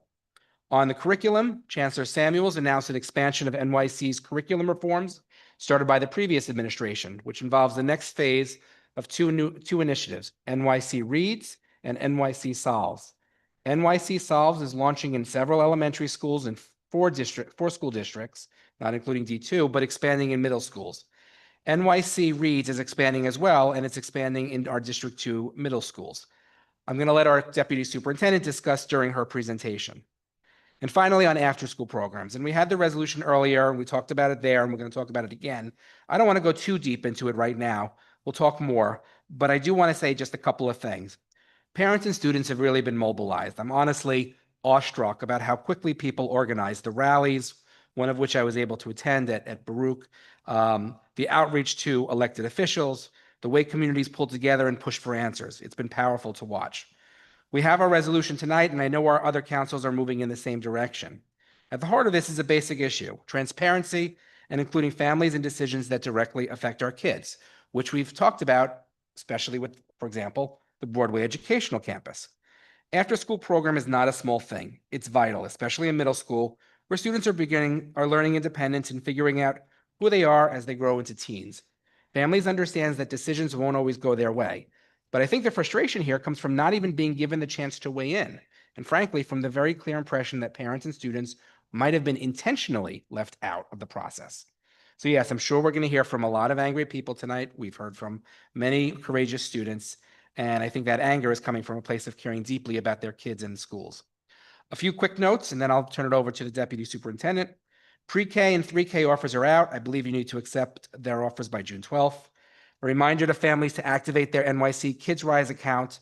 That's as a reminder, starting in kindergarten, every student gets their own scholarship account as part of the Save for College program. You can ask your parent coordinator for assistance if you need it. I do want to acknowledge that the week of May 12th was Nurses Appreciation Week. They are all truly amazing, and we know how important they are, and I just wanted to make that comment. And with that, I'm going to turn it over. Superintendent McGuire was unable to attend tonight. He's was not feeling well. So we have Deputy Superintendent Kelly Shannon in his place. She has been the Deputy Superintendent for what, 4 years now, 3 years? And before that, she was the principal of PS 41 for 72 years or something like that. She was the principal for many years, not nearly that much. But in any event, we're well handled by her tonight. So I'm going to turn it over to Deputy Superintendent Shannon. And she's going to kill me later for that comment, by the way. 17 years, not 72, but good evening, everyone. Thank you to the CEC Council for having me here this evening and to our community members who are showing up tonight. Before I actually begin the report, I do want to share how wonderful it was that our students' voices were lifted up first and foremost. It's something that we strive for every day in the work we do as with our school leaders and as educators is to help our students find their voice. And we heard that very clearly tonight about what was meaningful and impactful to them. And we will continue to lift up their voices in everything we hear tonight. So on behalf of Superintendent McGuire and myself, please know that we're working with each of our school leaders and communities impacted. I've met with each of the school leaders at our principals conference last week, and we will continue to work with each of the school communities, as well as we are awaiting ourselves follow-up from DYCD in response to the questions that we've had, as well as from our school communities. Thank you to all who have reached out to their school leaders and to the district, the superintendent's team. We have read through all of those emails, and we are passing along the concerns and questions that are coming up from the community. So I'm looking forward to Superintendent McGuire returning in a few days to join us. I want to start off by talking about how important it is to me, having been in this district for 32 years, to be able to support our school leaders, the educators, our student staff, our D2 team, and families across District 2. So tonight I'm going to highlight just a few examples of the joyful learning, strong community partnerships, and important instructional work happening across our schools. I don't know if Craig's able to share the slide deck, but when he does. Give me a minute. Yep. Give me a minute, but go ahead. But I'll catch up to you. It's fine, very few slides, but what I wanted to really point out is so much of what we heard our students talk about earlier was the kinds of experiences in addition to the academic experiences we provide that are very fulfilling and help them really experience how they want to live their lives. And so on the slide deck, you'll see that PS33's team went to state championships and won the chess tournament, which is kudos to them. There was a wonderful family math night at PS59 with some of our district team members able to go. And it's so wonderful when you see families and educators coming together and to work on a content area together. And mathematics could not be more fun than what they had that evening. So we thank the caregivers as well as our teachers and administrators for those events. On the slide, you'll also see Craig talked about Save for College. Our district team was at an event celebrating the progress that we're making as a district, and all districts across the city want to continue to lift up this program and how critical and important it is for our families. And so it's something that our parent coordinators do such a beautiful job of trying to really make sure our families feel informed. So you'll see a picture of that. And then I want to celebrate that one of our schools, PS 124, celebrated its 50th anniversary. How wonderful is that? I remember many years ago when the school I led had our 50th anniversary, and it's very momentous. And you realize the touch that you have upon the community and the generations that come through a school. You can go to the next slide. I had the personal pleasure last week of visiting PS2 for their student performance of Frozen. The fourth and fifth grade students did such an amazing job, and there's nothing like seeing students who might not have even thought that they wanted to be up on the stage really find their place to shine. It was inspirational, heartwarming, and what a way to end a week. So shout out to the PS2 community. You can go to the next slide, Craig. Thank you. So as talked about earlier, with New York City Reads, we're excited to deepen the implementation of high quality literacy curriculum across our middle schools as part of our ongoing commitment to strengthening literacy instruction for all students. This work is grounded in coherence, strong professional learning, and ensuring students experience rich knowledge building instruction across grade levels. Throughout this year, our schools, our teachers, our instructional coaches, and district teams have engaged in collaborative planning, classroom visits, professional learning, and reflection cycles to support this transition thoughtfully and intentionally. And I want to mention that we have 7 middle schools that decided to pilot this program. And it has been really incredible to watch the learning, the feedback that we've taken in terms of what things that we might want to make adjustments to, the ways in which this is working for students. It's been really a powerful opportunity, and it was an opportunity that they then provided to all of their fellow middle school leaders and educators to come on multiple visits that were offered to see the curriculum in action and to ask questions about what was both powerful and exciting and hopeful, and what was a challenge and or a concern that came up. We want to make sure we're hearing all of our stakeholders' voices. In addition, from this pilot, we have upcoming celebrations, a share fair where our educators are giving of themselves and sharing with other educators the impact of this work on students. So we're both going to hear student voice and their experience, as well as from the teacher perspective, what took hold and roots. So we're excited about that share fair, as well as something that's very important to us as a district. You can go to the next slide, Craig, is the idea, thank you, of ensuring families and the broader community understand the why behind the instructional shifts. In early June, we will be hosting a literacy webinar for families and community members that highlights the work taking place across our pilot schools. Families will have an opportunity to hear more directly about student learning experiences, the goals of this work, and the ways schools are supporting literacy growth and student voice through this transition. We are incredibly grateful to the principals, assistant principals, teachers, literacy coaches, and our district staff for helping move this work forward with such care and dedication for our students.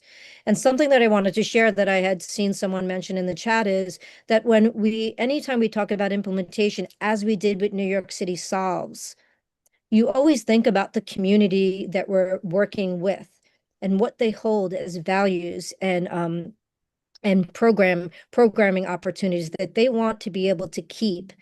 A shared curriculum, it can enhance that work. Our shared curriculum allows us to build knowledge across our schools. It allows us to build consistency and coherence. So we go in from that place of understanding what are the needs of the individual schools, and then how do we then support implementation, and to see it across all of our elementary schools with diverse needs. In terms of socioeconomic static learning needs of our students, to see our teachers, their voices, both what they were looking forward to, as well as questions that they had regarding any change to curriculum. We have seen the shift and the change and the impact in positive ways in our classrooms. And so I look forward to when that webinar happens, our families having a chance to hear directly from the educators teaching this program, this curriculum, as well as hearing student experience. For DYCD, we, as I shared earlier, Superintendent McGuire and I are working with our school leaders, as well as lifting up the concerns that are coming to us regarding both the process that took place as well as the outcome. We want to acknowledge that many of our schools and communities have built longstanding relationships with their current CBO partners, and we understand that some of our communities are expressing concern and disappointment regarding the recent matching decisions that were made. We will continue to lift up those concerns and work both with DYCD and our school communities. We know that hearing your concerns, that we remain committed to supporting schools through this process. We encourage our families to continue reaching out to their school leaders, to CEC members, to our district team, to DYCD directly using the contact information provided on the slide. As we move forward, we'll continue to work closely to ensure all programs and CBO partnerships are prepared and running successfully for the fall. Next slide, Craig. As we get ready for Summer Rising, I've worked with all of our principal in charge and site supervisors. Offers have gone out. We are continually making offers, both from the central level as well as from the school level. As we go through wait lists that may exist, the calendar is there. If there are any questions, please don't hesitate to reach out to our district team. I would like to give a special shout out not only to the principals in charge, but to all the affiliated sites. Last week at our principals conference, we spent a fair portion of time planning and preparing for Summer Rising and thinking not only through the logistics, but the actual experience that our students will have. And so I'm grateful to them, as well as to our district team, particularly our parent leaders, Tina and Lolita and Dan Mason, who's our APA, who have been really working hard to make sure things like questions regarding transportation, questions regarding the number of seats available, are things that we can answer in a timely fashion. You can go to the next slide. Thank you. There are some key dates ahead. We'll be celebrating Eid. We know schools are closed tomorrow. We have Chancellor's Conference Day. Our students are not in attendance, but we are. We have lots of professional learning opportunities that are taking place that day, both within the school as well as central offerings that will support our educators from pre-K all the way through 12th grade. Another day for students not in attendance when our educators are working on record keeping. Regents exams, another Juneteenth, when our schools will be closed, as well as the last day of school. Something that I want to share as we end, because I know there's so many folks who want to speak in the public comment section, is on behalf of Superintendent McGuire, myself, and our team, we want to thank you as always for your partnership, for the advocacy for your children, for our students, for your continued support of our schools and communities. District 2 continues to be strengthened by the collaboration between our families, our educators, school leaders, and community partners. And we remain deeply committed to working together in support of every child. Last week at the principal and assistant principals conferences, I am always amazed at the amount of thinking, reflection, taking time to pause, and then for getting right into future planning that our leaders are doing and really trying to ensure that our schools offer every child the kind of education we want for them, the kind of education our families want for their children. Thank you for letting me present tonight, and I look forward to seeing you over the coming days and weeks. Thank you, Deputy Superintendent. I have one question, then I'll open it up to my council members if they do. On Summer Rising, do you know how many students in the district did not get an offer that wanted one?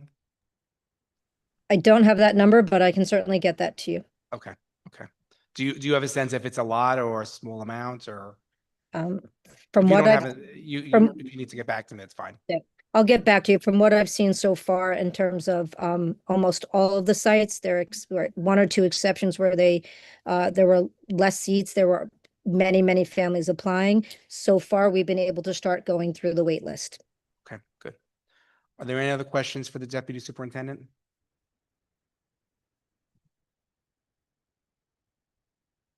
Okay. Thank you, Deputy Superintendent Shannon. I appreciate you coming in tonight, filling in for Superintendent McGuire. As always, thank you for joining us. Thanks, appreciate it. Okay, let me stop sharing. Okay. So next on the agenda is the discussion amongst the council on the resolutions. There's only one resolution, as you know, Resolution 299. Calling for transparency, community input, and independent review of the DYCD middle school after-school procurement process and reinstatement of Manhattan Youth as the after-school provider at affected District 2 middle schools. Are there any comments or questions from the council? Councilmember Carr.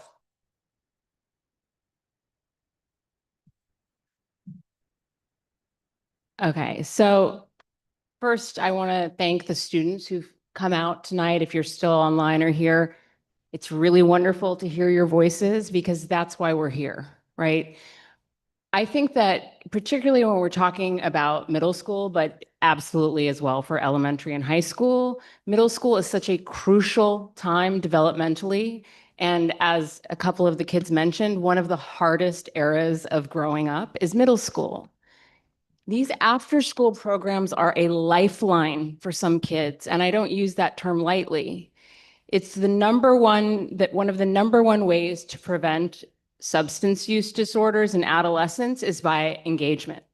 And finding something that they're engaged with outside of academics is vital. We have programs, these programs with Manhattan Youth at these schools have clearly benefited the students. They're clearly adored by the students and families there. I don't understand the decision to make this kind of change. And it's indicative of what we've seen time and again from the Department of Education with a lack of transparency in the decision-making process. And I think that I'm really invigorated to see the advocacy by parents and students here tonight. And I absolutely encourage all of my fellow council members to vote yes on this resolution and keep pushing our elected officials and whomever these decision makers are on this issue. Thank you.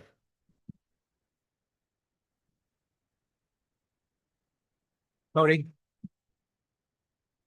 I'll speak quickly because I want all of you to speak. We want to hear your voices, but I do just want to say middle school is 3 years. These Manhattan Youth has spent, in Lab Middle School where my son goes, I think it's 10 years they've had a relationship. So they've built this program from the ground up. I'm not saying that these other providers won't be able to get in touch and build quality programming eventually, but will it be in time for my son who graduates in 2 years? Probably not. This takes a long, intricate relationship where they're building things for these students. They're building things that are appropriate for the students that are pushing them. And that comes from knowing what they need and what the student body needs. So I support this resolution.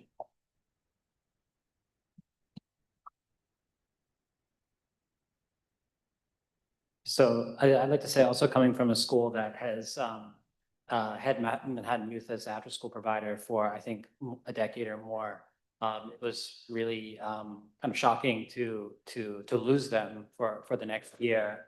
And I've just seen in the school just the care, the thoughtfulness, the real love that all the Manhattan Youth staff have for the kids, and the love that the kids have for the programs and for the staff.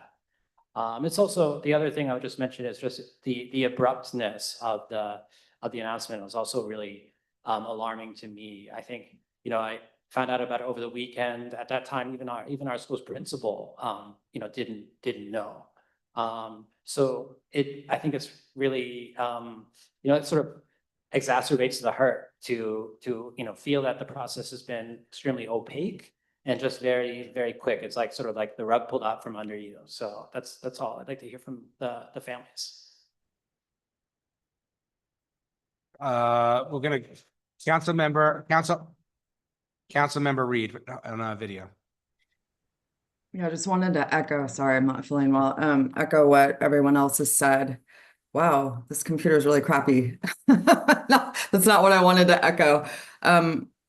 My son was in Manhattan Youth from, I guess, kindergarten until through 8th grade.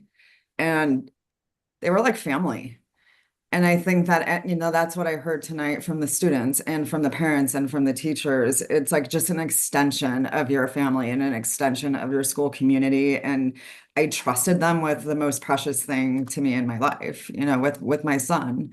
And he was always better for it. And he was always included in everything that they did. And they were communicative. They would buy shoes for kids when they saw that, like, oh, those shoes are kind of worn out. And all of a sudden the kid would have a new pair of shoes. So it's just really alarming that this is our family we're talking about, and they've just been axed.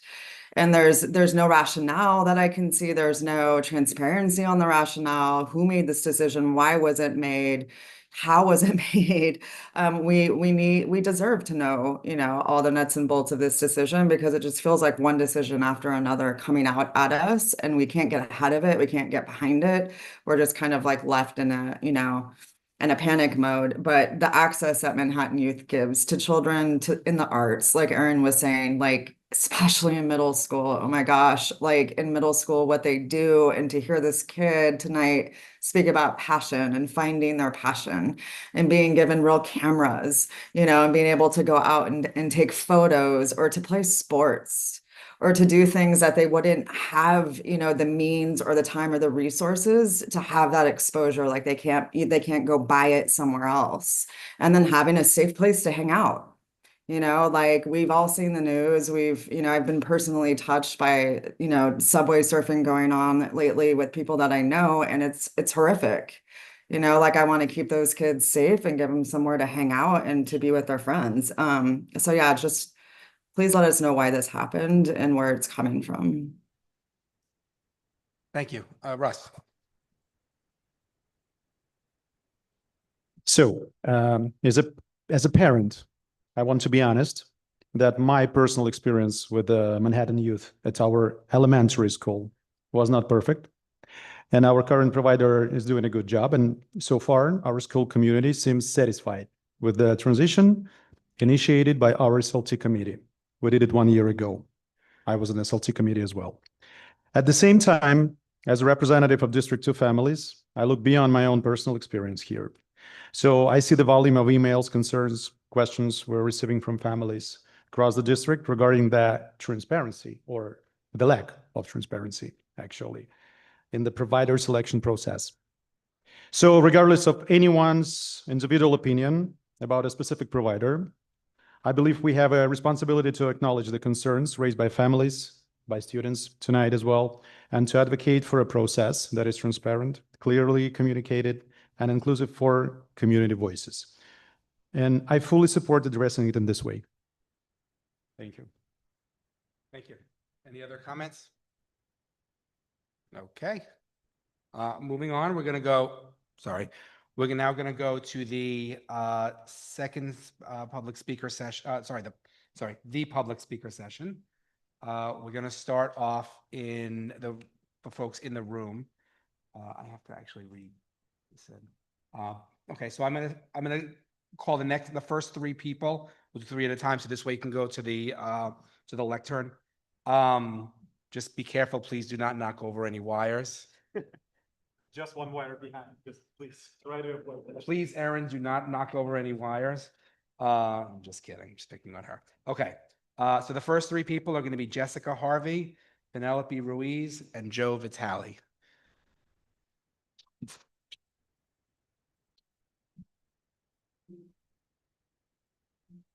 And Jessica, please let everybody know who you are, because you are a very important person.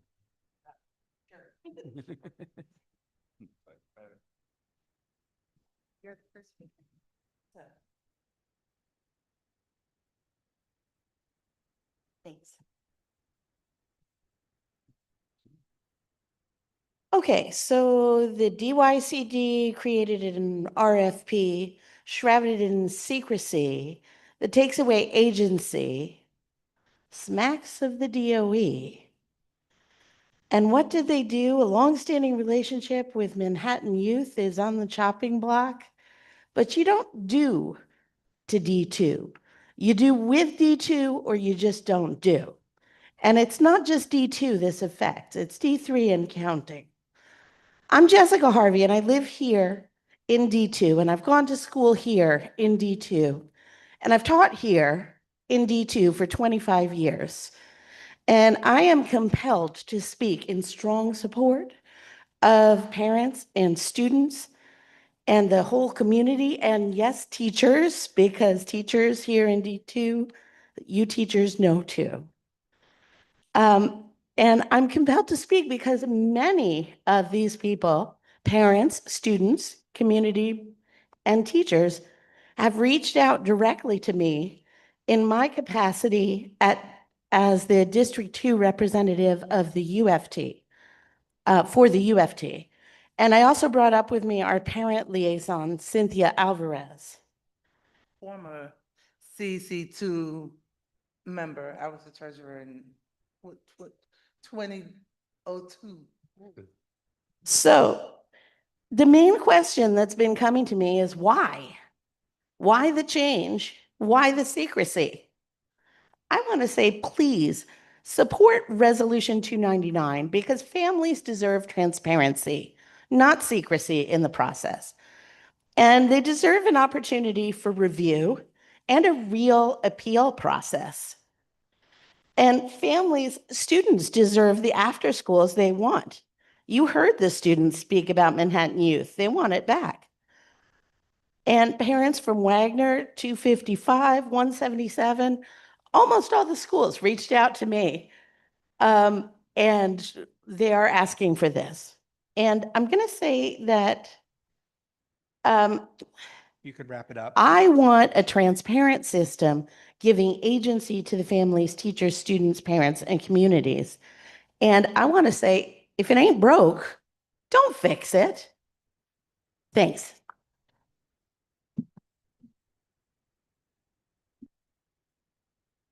Thank you, and welcome back, Ms. Alvarez.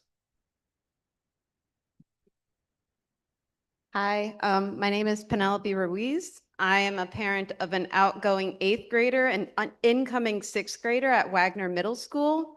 And I just have to say that Manhattan Youth Program, it's an essential, established part of our community. And I need to emphasize established.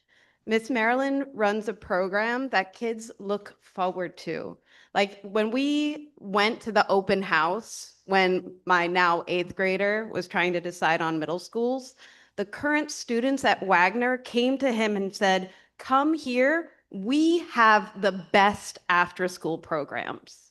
You will find your people in this school of thousands if you come to Manhattan Youth, if you take part in the diversity of programs that we offer at Wagner. And he was right. Like that student was right. My son, he loves filmmaking.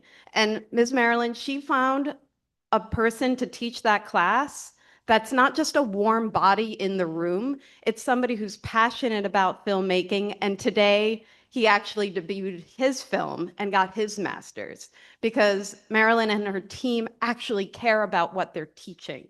And that is the Manhattan Youth that we get to experience at Wagner. And I want my 6th grader who's going to attend Wagner next year to also experience that, to have teachers who care about what they're teaching and not just warm bodies in the room. So please keep Manhattan Youth at Wagner Middle School and across District 2. Thank you. Joe Vitale, then Ro Pena, Elena Daniels.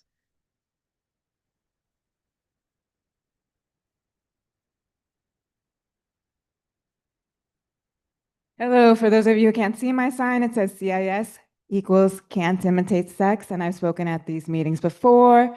I'm dedicating my speech today to John Taylor Gatto, who was a New York City school teacher for decades. And he exposed that the Department of Education's agenda is one of indoctrination and not education. I do support Resolution 299. I don't think it's going to go anywhere, even if it does pass today, because the DOE will either drag its heels, ignore it, or dilute it. The DOE is anti-excellence. Is my mic on? Because I'm not sure. The DOE is anti-excellence and anti-reality, and it wants to mass produce mediocre robots. It's appropriate that Superintendent McGuire isn't here today, because I was going to ask him my question for the 6th time, and he would have ignored it for the 6th time. And my question is, what do you have to say to the biological girls who do not feel safe sharing locker rooms and sports with biological males? The big reason for the decline in enrollment in New York City public schools is that parents are seeking to protect their children against the indoctrination that's going on here. That's why there's an uptick in homeschooling. Your kids' minds and bodies are not safe in New York City public schools. The DOE is in bed with the pharmaceutical industry. I'm glad we're talking about transparency today. The reason why New York City school employee salaries are public information is because they are ultimately accountable to the people of New York City. Last meeting, when I pointed out how much Superintendent McGuire makes, which goes along the lines of transparency, I was misdescribed as being inappropriate. What's really inappropriate, though, is not caring about girls who do not feel safe having to share their locker rooms and sports with biological males. And what's also inappropriate is that speakers you Thank you, like Joe. get extended time. No. What's Don't also take it out of you. is that Thank you, speakers Joe. get Thank you, Joe. We have a lot time. of parents that want to speak. Thank you. Okay, appreciate your comments. Ro Pena. After Ro is Elena Daniels and then Elizabeth Herzog.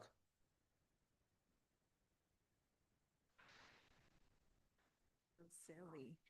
Okay. Hi, I'm Ro.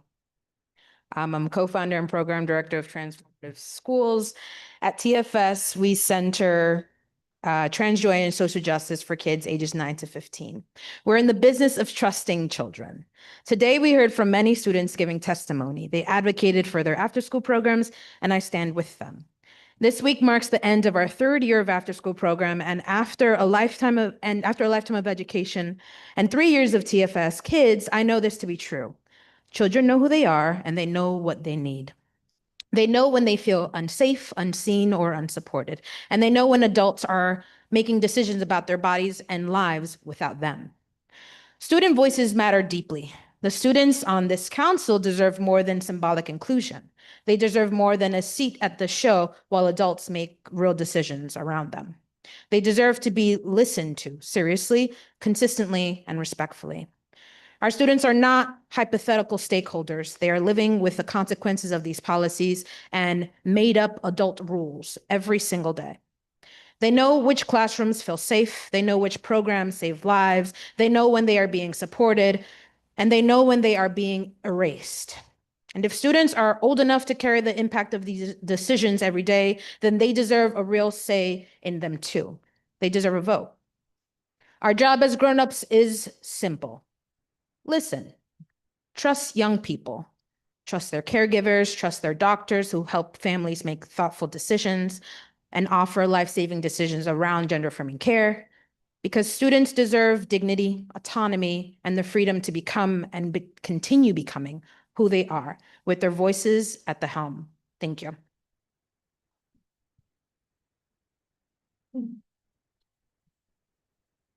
Evening, everybody. My name's Elena Daniels, and I'm the co-founder with Row of Transformative Schools, and also the lead organizer for Aunties for Liberation. This is my 27th CEC2 meeting in a row. If you've been here for that many, quickly raise your hand. Craig, I'm looking just at you, I think.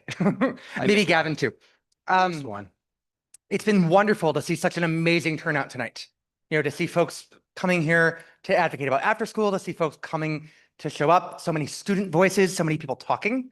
And it's also been disappointing to take a quick look at the agenda and see that this council has yet for another month not introduce the resolution about student voting.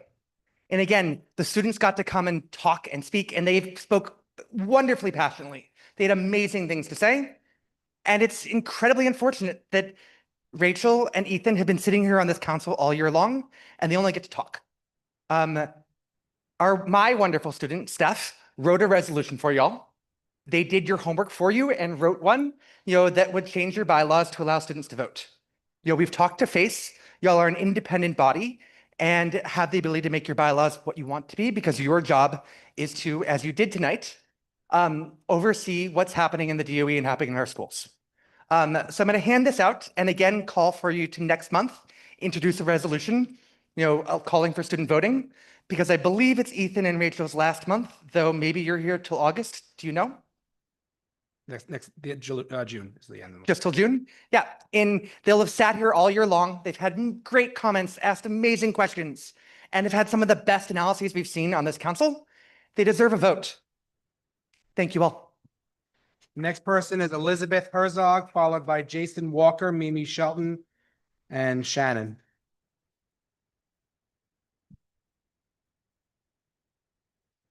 Hello. My name is Elizabeth Herzog. I have 2 kids at PS 267 and 1 child at Eastside Middle School. The principals and communities at both schools requested that I be here to speak on their behalf regarding class size. Both schools submitted reasonable and achievable class size reduction plans months ago and have received no updates at all. The end of the school year is upon us, and the principals do not have confirmation of what next school year will look like. We all agreed, everyone here and beyond, that 32 kids per class is unacceptable. It's unacceptable and inequitable that the class size laws was rolled out to other parts of New York City with such success, and our D2 schools are being ignored. Our kids are hard workers that want to learn. We deserve better for them and our incredible teachers. We ask that this council submits a resolution demanding an update on class size and supporting the approval for the pending class size reduction plans that our D2 schools have submitted. Thank you. Right. So.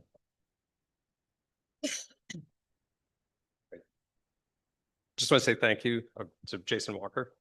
Just want to say thanks for the opportunity to speak on behalf of Resolution 299. My family and I are deeply upset to learn that Manhattan Youth's contract with our daughter's school, Wagner Middle School, has been terminated without any input from our school community, and ask that this decision be reconsidered through your support of Resolution 299. So this rushed and opaque process that led to this decision shows at best a clear lack of understanding, or at worst, a willful lack of concern to the vital role that these established programs play in a family's plan to provide for their children's safety and growth in the New York City public school system. The feeling that the DYCD gave no consideration to the longstanding ties that these programs have with these schools and chose to act unilaterally to remove them is hurtful and alarming. If why I feel this way is not understood, then please understand this. My child, who you heard from earlier, a 7th grader, Wagner, has grown tremendously as a result of the thoughtful enrichment programming and the dedicated staff at Manhattan Youth. Manhattan Youth has given her the opportunity to make new friends, pursue her passions in the arts, and find mentorship. The established Manhattan Youth program at Wagner was a major reason why we chose Wagner for our daughter. And with my wife and I working long hours to be able to afford living in New York City, their established programs, their offerings, their long relationship with the school, and the incredibly talented people who run them reinforced our belief that our daughter was in good hands in a safe environment while we worked. And we now know this because every day we see and talk to them, whether on email or at pickup, and we know them like an extension of our family. As a result, our entire family, but especially my child, has built deep relationships with the staff at Manhattan Youth. Their talent, expertise, and passion are on display at every school event and every project my daughter brings home from after school. My daughter was devastated, as she told you, to hear that the contract with You can start to Wagner conclude your had been remark. terminated for unclear reasons. All right. So this decision seriously impacts our quality of life, and our families deserve answers. Please reinstate Manhattan Youth's contract with Wagner Middle School immediately. It starts with your support of Resolution 299. Thank you. Thank you. Mimi Shelton.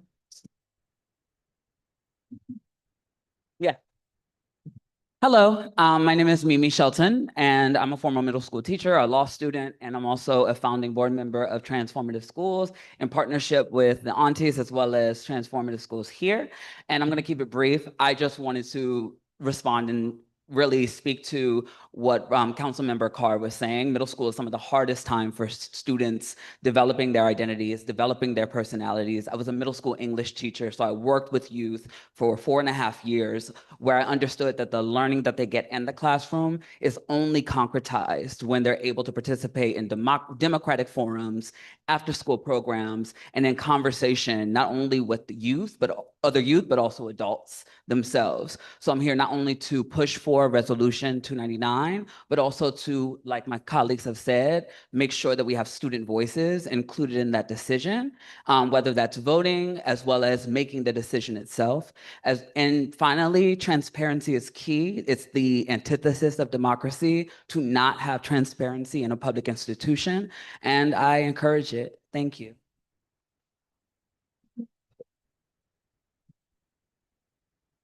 Good. Hi, folks. My joints are particularly heinous today, so I'm going to sit. Folks, I'm Shannon. You know me. I do stuff sometimes. Y'all don't need a full introduction. I'm here to talk about two things today.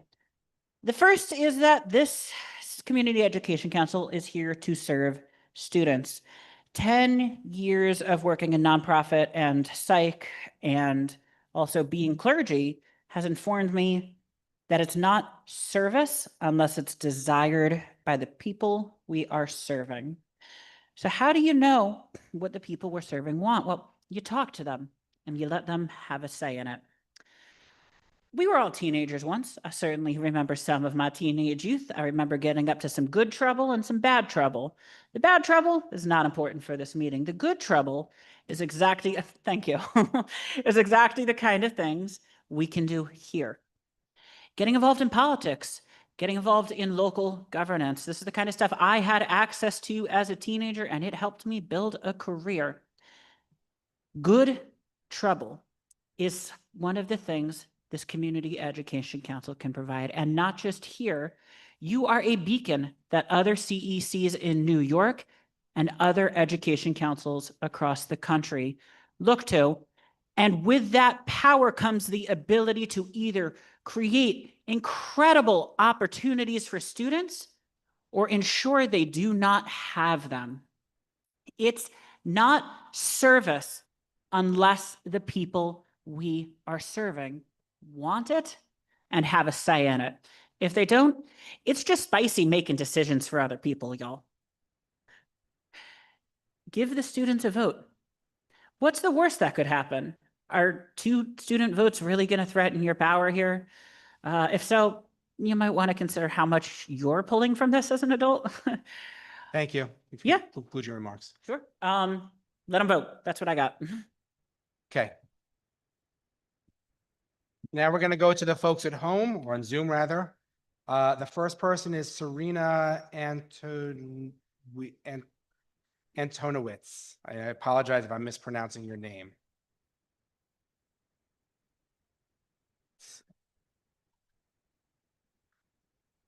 I don't see them in the group. ANT, nope. Okay. Adam Shea.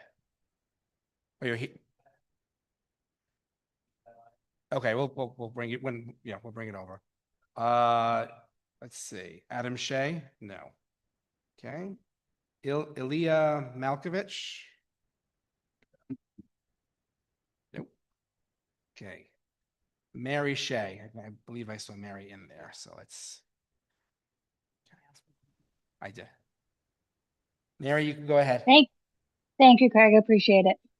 My name is Mary Shea. I am the current co-president of the Yorkville East PTA.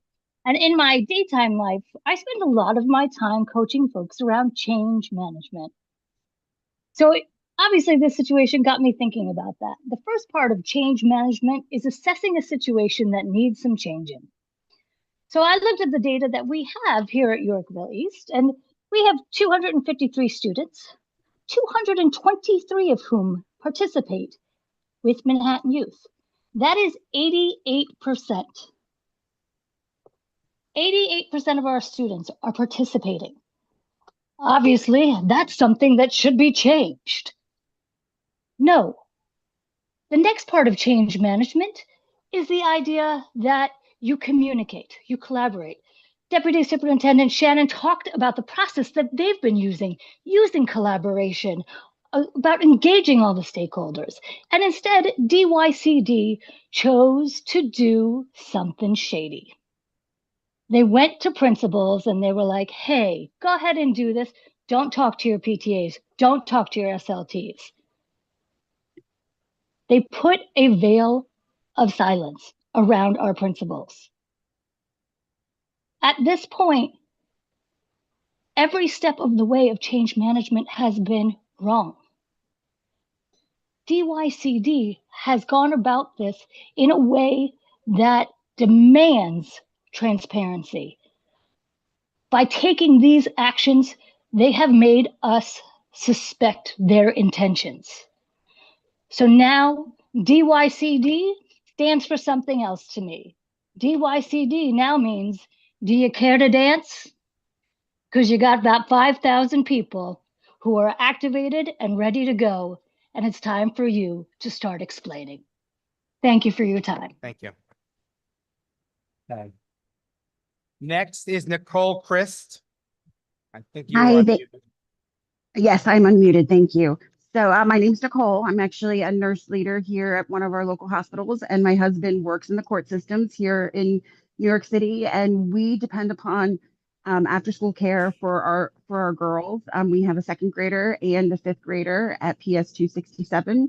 Our fifth grader is going to Wagner this coming fall, and I think the kids spoke better than any of the adults can as far as this decision for Manhattan Youth to no longer be at Wagner. And my guess is that they probably spoke as eloquently as they did, probably because of some of the programs that Manhattan Youth offered them in their after school. So I think that we as parents and also the students really deserve to have some answers from the DYCD in making this decision as far as hiding it from us when the decisions were being made as far as which middle school to go to. And also, what was their selection criteria for choosing the programs that they chose? And how come I'm hearing from other parents that Manhattan Youth is staying at some schools and not at others? So there has to be a solution for the parents and students to make everybody in a better place and make sure that our voices are heard. And I know that this is starting to get attention in Albany because of the voices that the DT parents and students have been raising and the concerns that they've been raising about this decision being made for them and not involving them. Thank you. Thank you. The next speaker, we're going to come back to Serena. Serena, you should be able to speak. And then I see Adam Shea is back. Okay, Serena, can you speak? Let me try this, Serena. She's gone. No, she's back. I see her in there. But she was, I had to ask her to unmute again. She was gone and then came back. And Serena, can you speak Good now? evening, all. Yep. I'm Great. here. Good evening, everyone. I'm just here as a fellow parent advocate, D2. My son is a sixth grader at Lab Middle School. First, just to say how profoundly inspired I am by the students that were brave enough to come and speak. Congratulations to you all. I do want to, again, reinforce the need for transparency on how these decisions are being made and transparencies and respect for our administration, our principals, and our parents, our parent leaders in how this process is going through. And of course, as Lab Middle School has had a existing relationship with Manhattan Youth for almost a decade, we've, as part of a parent coalition within our school, we support the restoration of Manhattan Youth to Lab Middle. We urge our stakeholders and our officials to reconsider and to push through an appeal. for all of the middle schools that are requesting Manhattan Youth to be restored. Thank you. Thank you. The next speaker, Adam Shea. I believe you are unmuted now.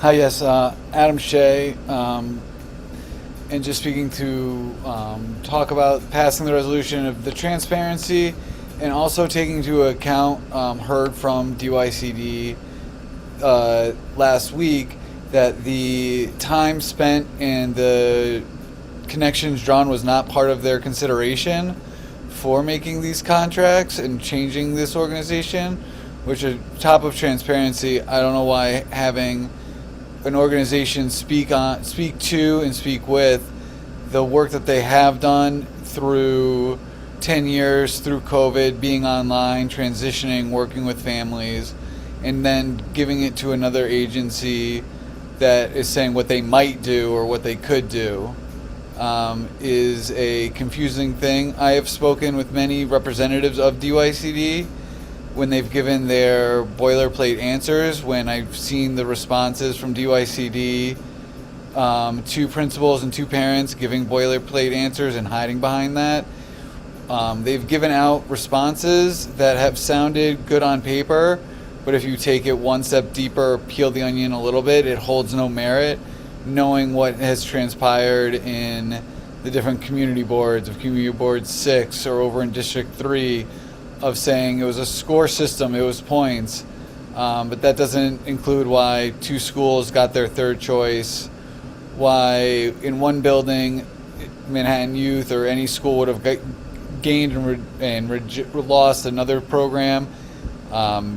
So on top of just transparency and listening to the families and the principals and the school communities, I also think that they need to be transparent when they are giving out their reasoning and having it be of sound mind and not boilerplate, or actually listen and answer to the communities that they are serving, because they don't have any, they're not going to get voted out. Adam, please wrap it up. Yep. That's all I have. Thank you. Thank you. Denise Cruz.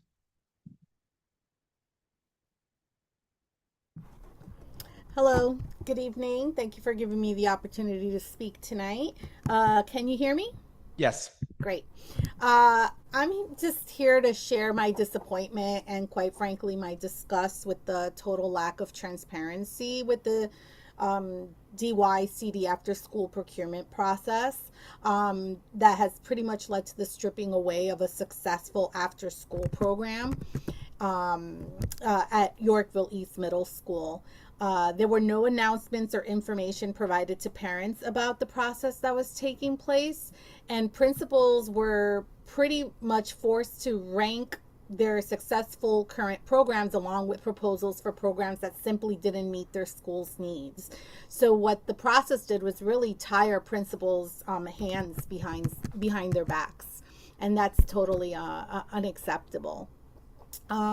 Furthermore, the process was done without input from students or parents, and they expect parents to simply sit back and allow this dismantling to take place. DYCD says it's committed to the continuity of quality childcare, but this decision provides the opposite. They're actually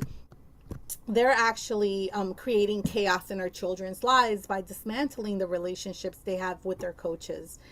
Manhattan Youth hit all of its metrics, hit all of its metrics, and to qualify for the bidding process, why wasn't it good enough to remain in its current schools? This makes absolutely no sense at all. Manhattan Youth deserves a legitimate and clear explanation, as well as us as parents. This decision is an insult to our school administrators, children, and parents. Our tax dollars go to fund these programs, and this program is working. Why would we sit back and allow our children to trial an organization that has no experience in middle school programs? Where's the continuity and quality of care there? What happens? Please wrap up your comments. So this decision is really showing kids that there's no point in accountability and in the process and metrics that are in place, and that it doesn't matter because the bureaucracy at the DOE, and that program contracts will be awarded to folks that are well connected to current officials at DOE and DYCD, or someone just simply owes someone a favor. That may not be the intention, but these are the Thank you. optics, Thank and they're you. not lost Please wrap on up your us. comments. Thank you. Okay, the next person is Jana. You should be unmuted. Yes, hello. I'm Daniel, Jana's husband, speaking on behalf of both of us. We're parents of a 7th grader at Wagner, and like everyone else, deeply troubled by this decision that was made in the back room somewhere in the darkness without any transparency whatsoever. We know for a fact our principal rated Manhattan Youth as their clear and preferred choice, obviously our clear and preferred choice. And when we sought answers, when our principal sought answers, was told the decision was final, no details made. And this is simply not how decisions affecting children should be made. The Manhattan Youth Program was where our child has made lasting friendships with a diverse group of classmates, discovered a passion for theater, worked on projects that gave back to the community. It's been one of the most meaningful parts of their middle school experience, and it's now being taken away by a process that we and our principal have been explicitly excluded from. It frankly smacks of some kind of backroom corruption, I have to say. I'm respectfully and urgently asking the department to reconsider. The voices of our families were shut out of this process. They should be heard now. Thank you.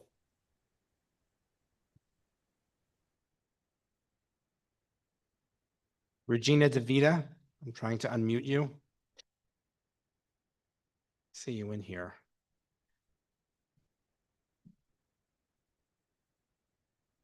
Okay, we'll come back. Oh, hi, good evening. Hi. I didn't realize I was on the agenda. Yes, I'd just like to, I know that most of the council's agenda tonight is filled with many parents and children, students speaking on behalf of Manhattan Youth. I am from Eastside Middle. I'm one of the co-presidents of the school, and we support them. My fellow PTA colleague, Elizabeth Herzog, spoke recently, in a couple of about 20 minutes ago, on another important issue, which I think, unfortunately, is probably not being heard as well in tonight's meeting because of the huge overwhelming support for Manhattan Youth.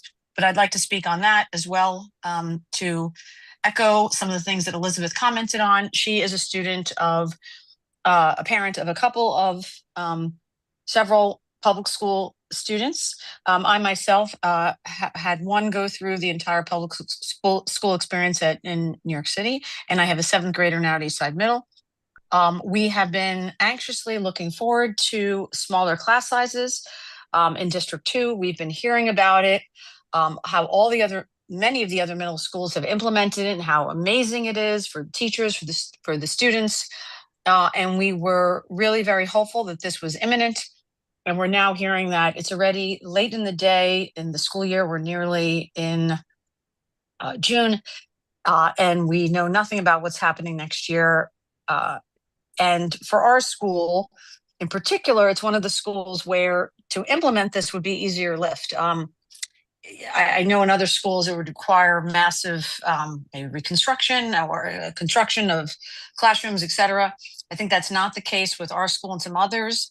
And so we are just asking for equity to be in the same position as all the other middle schools that have already implemented this, are reaping the benefits, both from a teacher perspective, because they also have sat on SLT for the last couple of years. I've heard a lot about it through them as well, because some of our SLT members sit on other SLTs at other schools that have already implemented this. Then they said it's really incredible. And we would just like to be part of it and not have it continue to stall and Please to move wrap up your forward. comments. Sure. And just to move forward as quickly as possible with this for the rest of, so we can have more equity, particularly in the middle school years. Thank you. Thank you very much. The next speaker is Meredith. You should be able to unmute yourself. Yes, I'm already there. I will get started. Hi, my name is Meredith Moravec. I am a teacher at Yorkville East Middle School. And so I spent my whole day teaching English language arts and special education. And then after school, I go and I run our theater department. I was lucky enough to have a solid base in my principal and my administrative team, as well as in Manhattan Youth, to start this program 3 years ago with a grant. We have built this program from the ground up over the past 3 years, putting it literal times blood, sweat, and tears into this program. And last week we got this announcement as we were putting on tech, which, as you know, middle school's emotional already. Middle school theater kids, lots of emotion there. And so during our time that was supposed to be this joyous celebration, I was fielding questions about, are we even going to have a program this year? I have students who show up every single day who you would never expect. I have dozens of letters saying, I never thought this is who I could be, and they can be that now. The arts are critical at every moment in human history. And if we start taking away them now and we revamp a program that is working, that is doing good for the world, then how on earth are we supposed to call ourselves educators who are going to make everything? Our goal is to make the world a better place. And I do that in theater, and I would be remiss if I did not fight for my kids every single day. And so that's what I'm here to do. And so please do not get rid of Manhattan Youth. Do not redo a program that brings love and consistency and structure to students' lives and gives them the place to learn how to express themselves in a healthy and wonderful way. So that's my time. Thank you.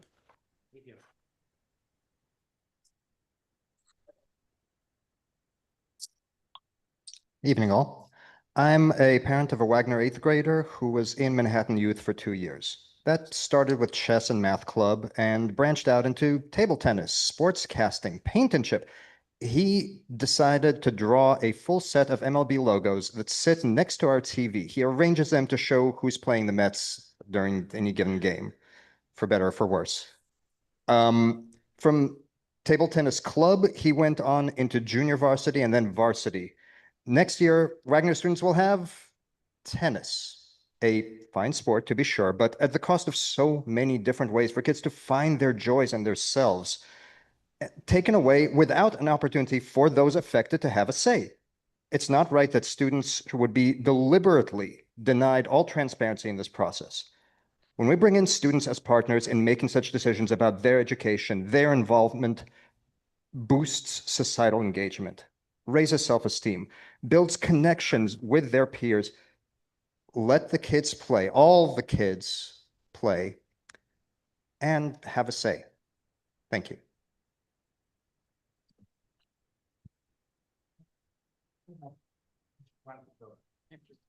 Thank you.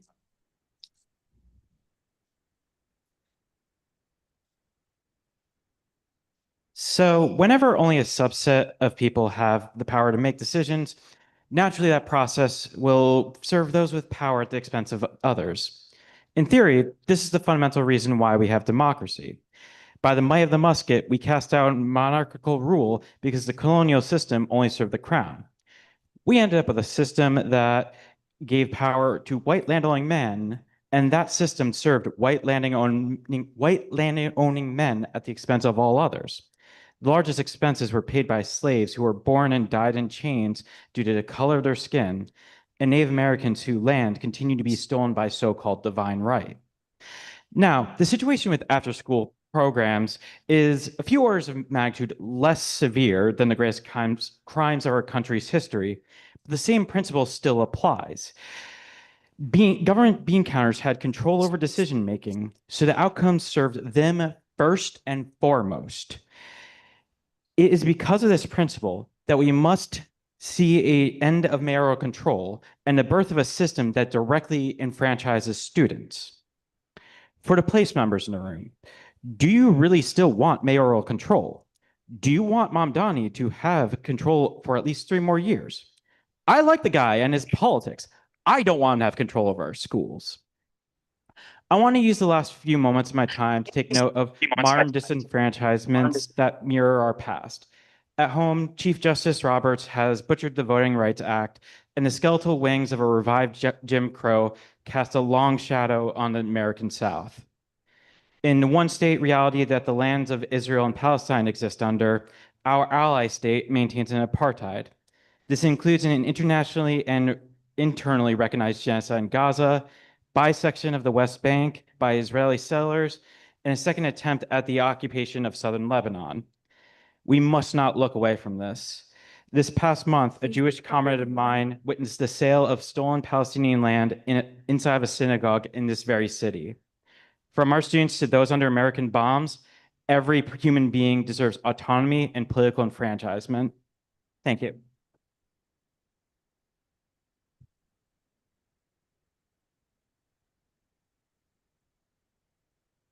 Stephanie, should be able to unmute yourself. Hello, can you all hear me? Yes. Hi everyone, I'm Steph Dudowitz. I'm an organizer for Aunties for Liberation. I'm going to read a little bit of a resolution for y'all.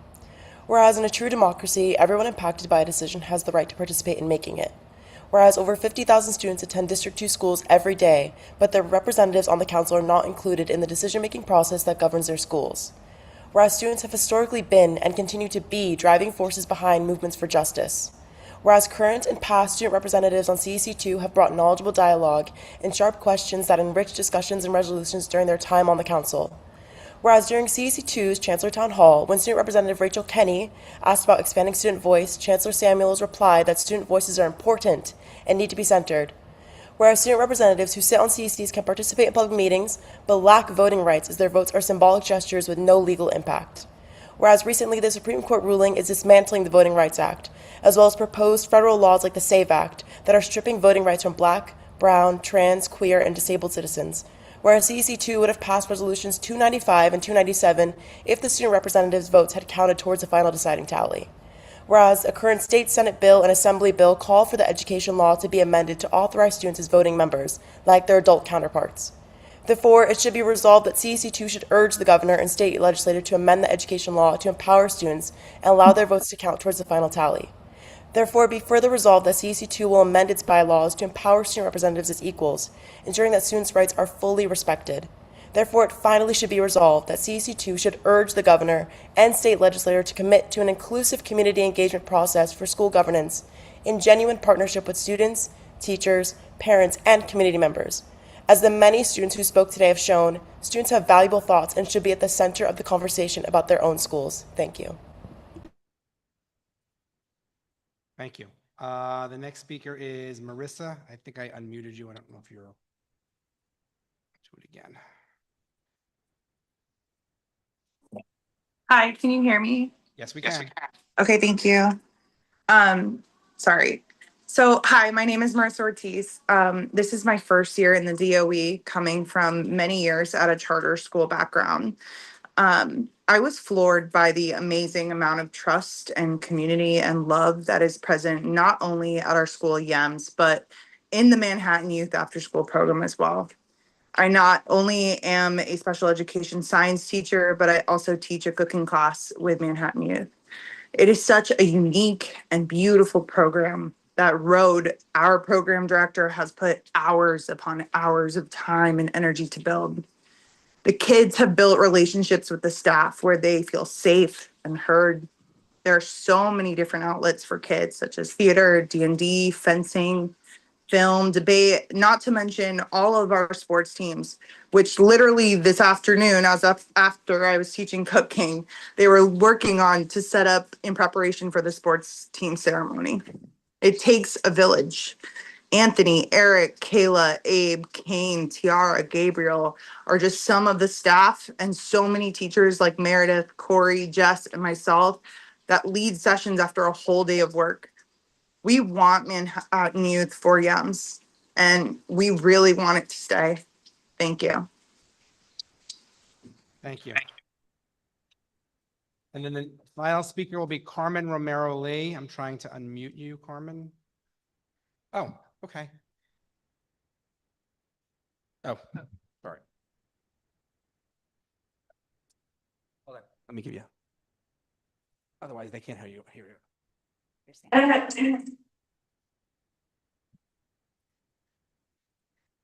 Good evening, members of the CEC and fellow community members. My name is Carmen Romero Lee, and I am a sixth grade social studies teacher at Yorkville East Middle School.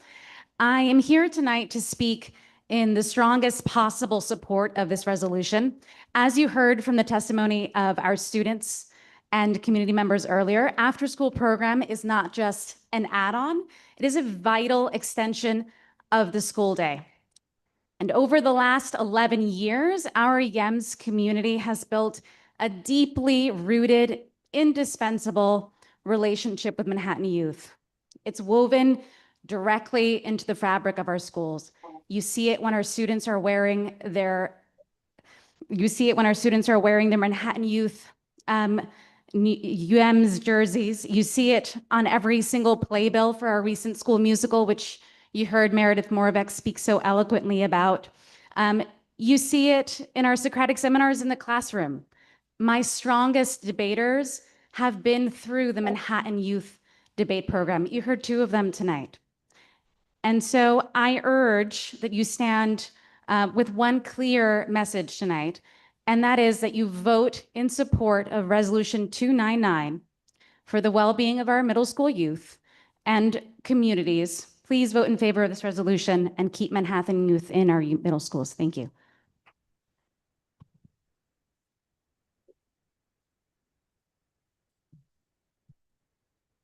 Thank you so much. That concludes the public speaker session. Thank you to, did you sign up? What's your name again? Oh, okay. Sorry. Did you sign up? What was your name? Okay, yeah, I couldn't find you on here. That's why. Okay. Okay, go ahead, Ms. Fox. Oh, here, take the mic. Then still let it.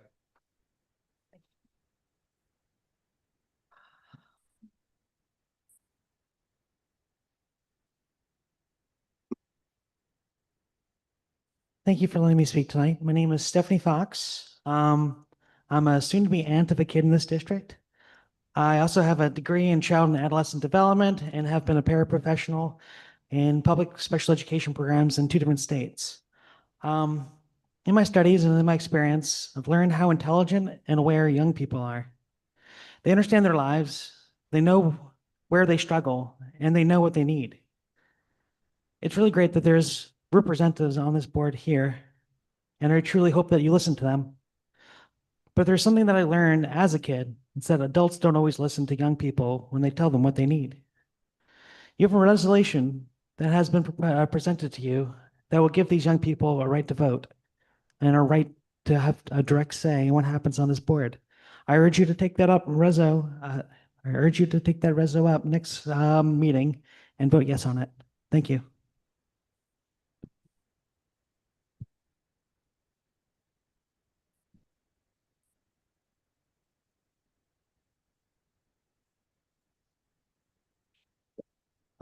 Good evening. My name is Corey Levin. I'm a middle school math teacher at Yorkville East.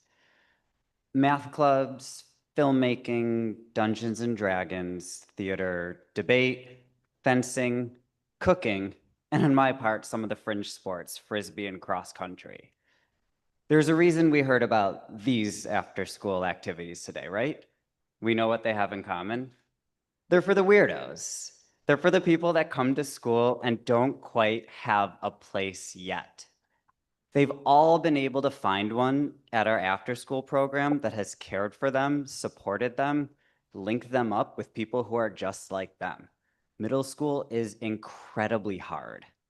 I'm fortunate enough to teach a subject, math, where I can proudly say they don't hate to come to my class, but they love to come to their after-school activities. It is so important to get these kids in the door.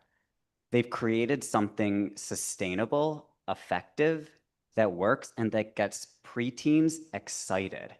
That's unique, that's challenging, and in my opinion, it's downright dangerous to mess with at this juncture without an incredibly good reason supporting it, one of which no one here seems to know.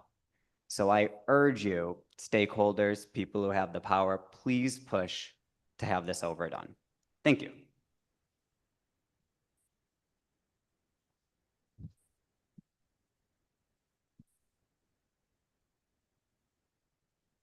And that concludes the public session. Thank you, everybody, for speaking. I appreciate it. I appreciate everybody staying so late. I know tomorrow's a day off. People may not want to stay late tonight, so I do appreciate everybody sticking with us tonight. Next on the agenda is the vote on the resolution. So I will make a motion on resolution 290 to accept resolution 299, calling for transparency, community input, and independent review of the DYDCD middle school after-school procurement process and reinstatement of Manhattan Youth as the after-school provider at affected D2 middle school. What? Yeah. And I hear a second. I had it shorter originally. I did have it shorter. Somebody made me make it longer. So we'll take it to a vote. Okay, voting on resolution 299. I'm not going to repeat the title. Allison Bowen is not here with an excused absent. Gloria Chu. Gloria Chu is a yes. Daniela Egrov is not here with an excused absence. Gavin Healy. Gavin Healy is a yes. Aaron Carr is a yes. Cody Lindquist. Cody Lindquist is a yes. Sam Lowe. Sam Lowe is a yes. Tal Mazel Shea. Tal Mazel Shea is a yes. Rustam Mavlanov. Yes. Rustam Mavlanov is a yes. Tamira Reed.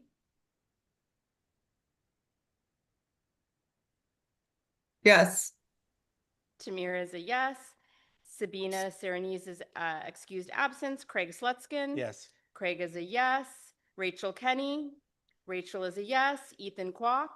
Ethan is a yes. The resolution passes with 9 yeses. Okay. Thank you, everybody. Thank you for all of your work on this. Thank you to my co-sponsors as well. Report of committees. Anybody have any committee reports that they want to? I just want to say something briefly. It's committee related. Sure. I'm the chair of the Safety and School Climate Committee. We've had a couple of meetings. We have yet to have a presentation. I hope to do so in the fall. And Rachel was part of our committee. And we certainly, chairing that committee, part of the reason I do is because I have a deep love for adolescents and what they go through. And I do think that student voices are important, and it's something that will be addressed in the business meeting. But just to everybody who spoke about it earlier, it is a state law.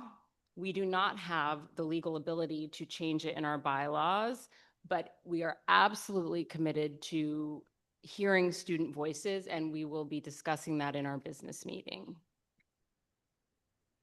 Sorry, this is not the public session is over. No, sorry. This is not the public session. The public session is over. Thank you. Just to be clear, just to clarify or amplify what she had said, there's sort of an order of operations here. So we have bylaws. Bylaws, no matter what are in the bylaws, are superseded by the chancellor's regulations. The chancellor's regulations, no matter what are in there, are superseded by the state law. So ultimately, if the state law says something, then that's what goes, whether it's in the chancellor's regulations or in our bylaws. People are absolutely welcome, and I know that people have had conversations with council members about how to advocate for that on the state level. You can speak to your state legislators. We have state assembly people, many state assembly people that touch District 2, state senators.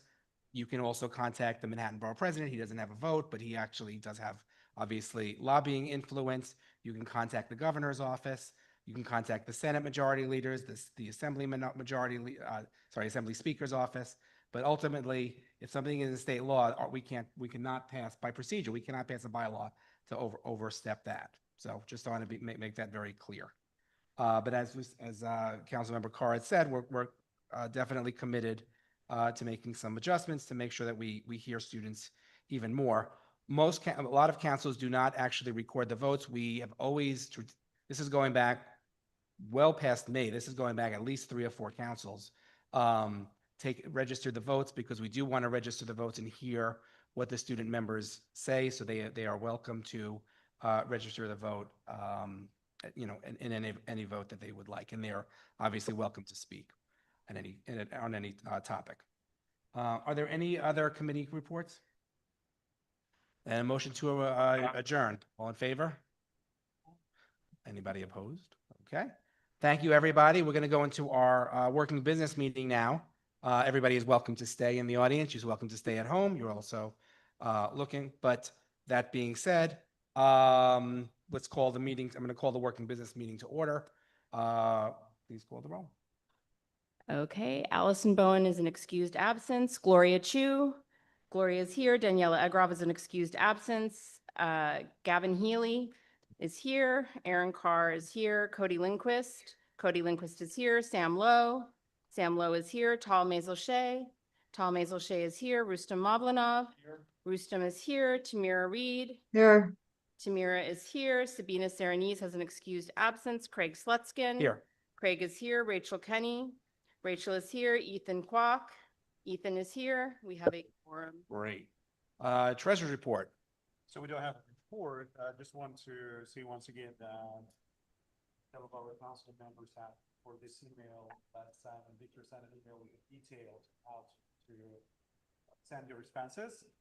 And so I'm receiving them just right now. Please keep them. So don't have a lot of time.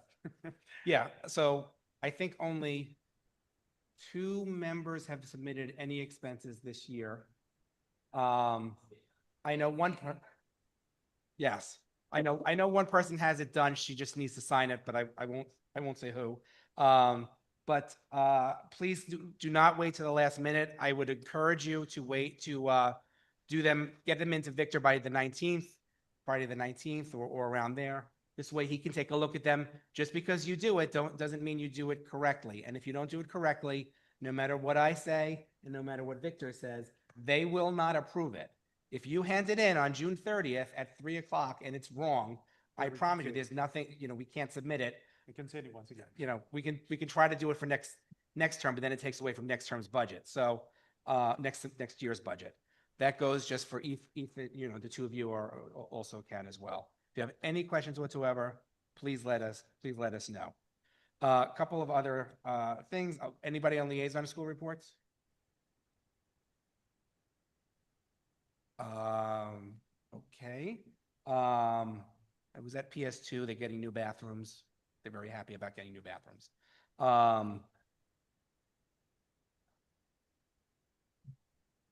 We went to PS 111 as a group, a spotlight tour. One thing that they, which is yes, but that is my liaison school. I was just trying to figure out things that they wanted, but they're pretty well stocked. One thing that they would love to have would be some, anybody has any, a line in on getting any Broadway theater tickets, because they do have to pay for those tickets themselves. So just putting it out there. That's something that they said that they could use. And yeah, that's it. It was a great time. We had a great visit. Ask when he's back, McGuire, because there's a middle school that has that link somewhere. One of the middle schools I think has a link. It has a link to the Broadway. They may be part of D3, but he might know, or he can call Reggie, because Reggie's now D3 too. Yeah, I just thought it was interesting that Broadway shows don't have like a free students, especially for those who live in the neighborhood. So, Yeah, anyway, bringing that up. Oh, going to LaGuardia show. LaGuardia. Yeah, yeah. I mean, I think a lot of people in our neighborhood do go to see a lot of LaGuardia shows. I think specifically this because they have such a high number of students in temporary housing, and I think it's a Title I school, 111. Yeah. So they really do have like at least one show a year. But yeah, LaGuardia would be great. 2 of my schools, Baruch and Lab, have an issue with their after-school provider, but we talked about that. Tell us more, Craig. But I gotta say, at the Baruch rally, it was not a Baruch rally, it was a Baruch, Salk, and School of the Future rally. They were all 3 schools. It was very nice how they came together. A couple of items under new business that I just wanted to remind people that. So you should have received an email. I don't know if the 2 of you did, because it didn't come from me. It came from the DO from FACE. About the superintendent evaluation. If you didn't get it, I can resend, or I can resend it recirculate to the entire council. What is we evaluate on our individually. We do an evaluation of the superintendent. I compile that and then I go through it with the superintendent. He doesn't see what individually you write, so he's not going to know.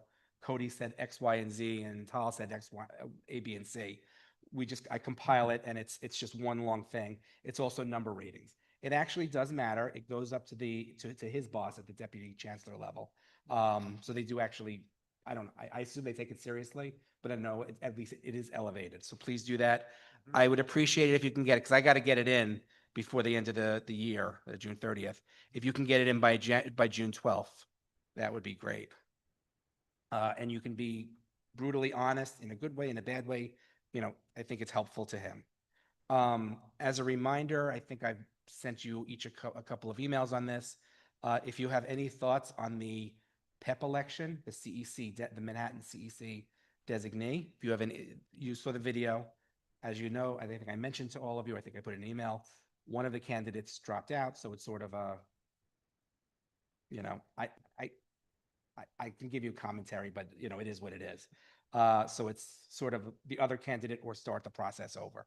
But if you have any comments, any thoughts on it before I make the vote, please let me know. I'm happy to talk to anybody. I'm happy to talk to a group of people if you want, and we can go from there. I can just say that the pool was not great. We'll just say that. I'm not going to say much more. I don't want to say anything more. Oh, I did want to say one thing. I know this is not my school, so Tam, I apologize for overstepping. I hope I'm not. At 75 Morton, I did read that the 8th graders participated in a financial literacy workshop with representatives from First Horizon Bank to learn about budgeting and saving with their first summer job paychecks. So I thought that was kind of cool for a middle school. So that's Morton. She works very closely with Morton, but I saw that and I just wanted to mention that. Did you want to talk about? I do, Yeah. yeah. So with this discussion of empowering our student representatives, because we are constricted by state law, Councilmember Reed had a ton of email correspondence with legal, with FACE, going back and forth about what we are and are not allowed to change in our bylaws. So then I spoke with Craig and have spoken with other members of the council, and what I would like to propose, we don't need a resolution for this. We can just agree on this. The first thing is encouraging our student reps to write resolutions with us and co-sponsor them. They will still need the required 3 voting members to co-sponsor it. But I think I think that it is a meaningful way to engage in the process, whether that's something that they do after high school or not. I think that when I was a high school student, I would have been really interested in doing something like that.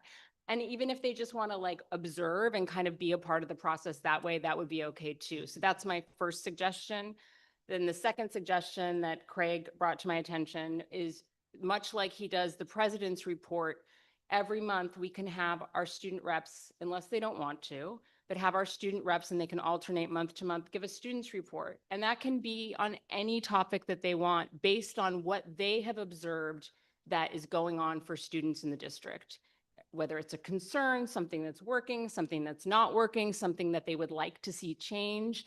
And I think that is a meaningful way to get them involved and to give them more of a voice on the council. And for everybody who would like to see the law change, there are many, many ways to advocate with state representatives. I've done a lot of advocacy work on a lobbying level, and if anybody would like to know how to do it or how to start with it, I'm happy. You can email me at my CEC address. I'm happy to give you basics on how to do that, because that is really where the change is going to happen. I'm sorry, this is not the public session. This is not a public session. I'm sorry. This is not a public session. No. Okay, thanks. Okay. So this is not a public, so, sorry, are you finished? Do you want Yes, to have I'm any more? done. Okay. I'm going to comment and then I'll let other council members. and Hear students- what the Yeah, student reps I'm think going to about comment it as well. just to amplify, because we had a number of conversations about this. So, we have a tradition that what we did last time and I thought it actually worked very well, is that if there's a resolution that they want to work with, we say resolution sponsor Russ, Aaron, and Craig, joined by the student members. And I think that worked very well. I think that, to me at least, it's clear that you do need the 3 voting members to sponsor and bring forth a resolution. Quite frankly, if you didn't have 3 voting members anyway, there's no point. The resolution is not going to get through, probably. So, but I think that worked very well. We did that last time, and the student members joined several resolutions last time. And in this time, there's never been anything to stop a student rep from doing that. In fact, I showed for the 299, I emailed the two students the resolution to see if they had any comments for it. You know, that's fine. That's certainly about student power. And on the report, the students' report, I think that's a perfect idea. They do that at PEP. They actually do that at PEP. I think the students go every month. They present like 5 minutes or whatever. It's not part of the 2-minute public session, or maybe it is. But I mean, I think we could just do a 5-minute public. I'm happy to cede 5 minutes to the students. You know, that's fine. I think that's, you know, very helpful to them. So I'm okay with that. Yeah. To Ethan and Rachel. You want to talk? There are other council members that want to speak, but do you want to speak? Yes, right. What's Go your ahead. Go opinion? ahead. Well, I want to say I'm very grateful for everything, and obviously this is a noble thing for us to have a vote. In my opinion, I don't know if I can speak for Rachel. Like personally, this is not something like I feel very strongly about, because I really enjoy being on this council and listening to everyone and speaking my opinion. I think for me personally, I think I'm generally not afraid to say what I think, but I don't think me having a vote is something that is like a big game changer for me, because I'm here to learn from you guys and just give my thoughts. But yeah.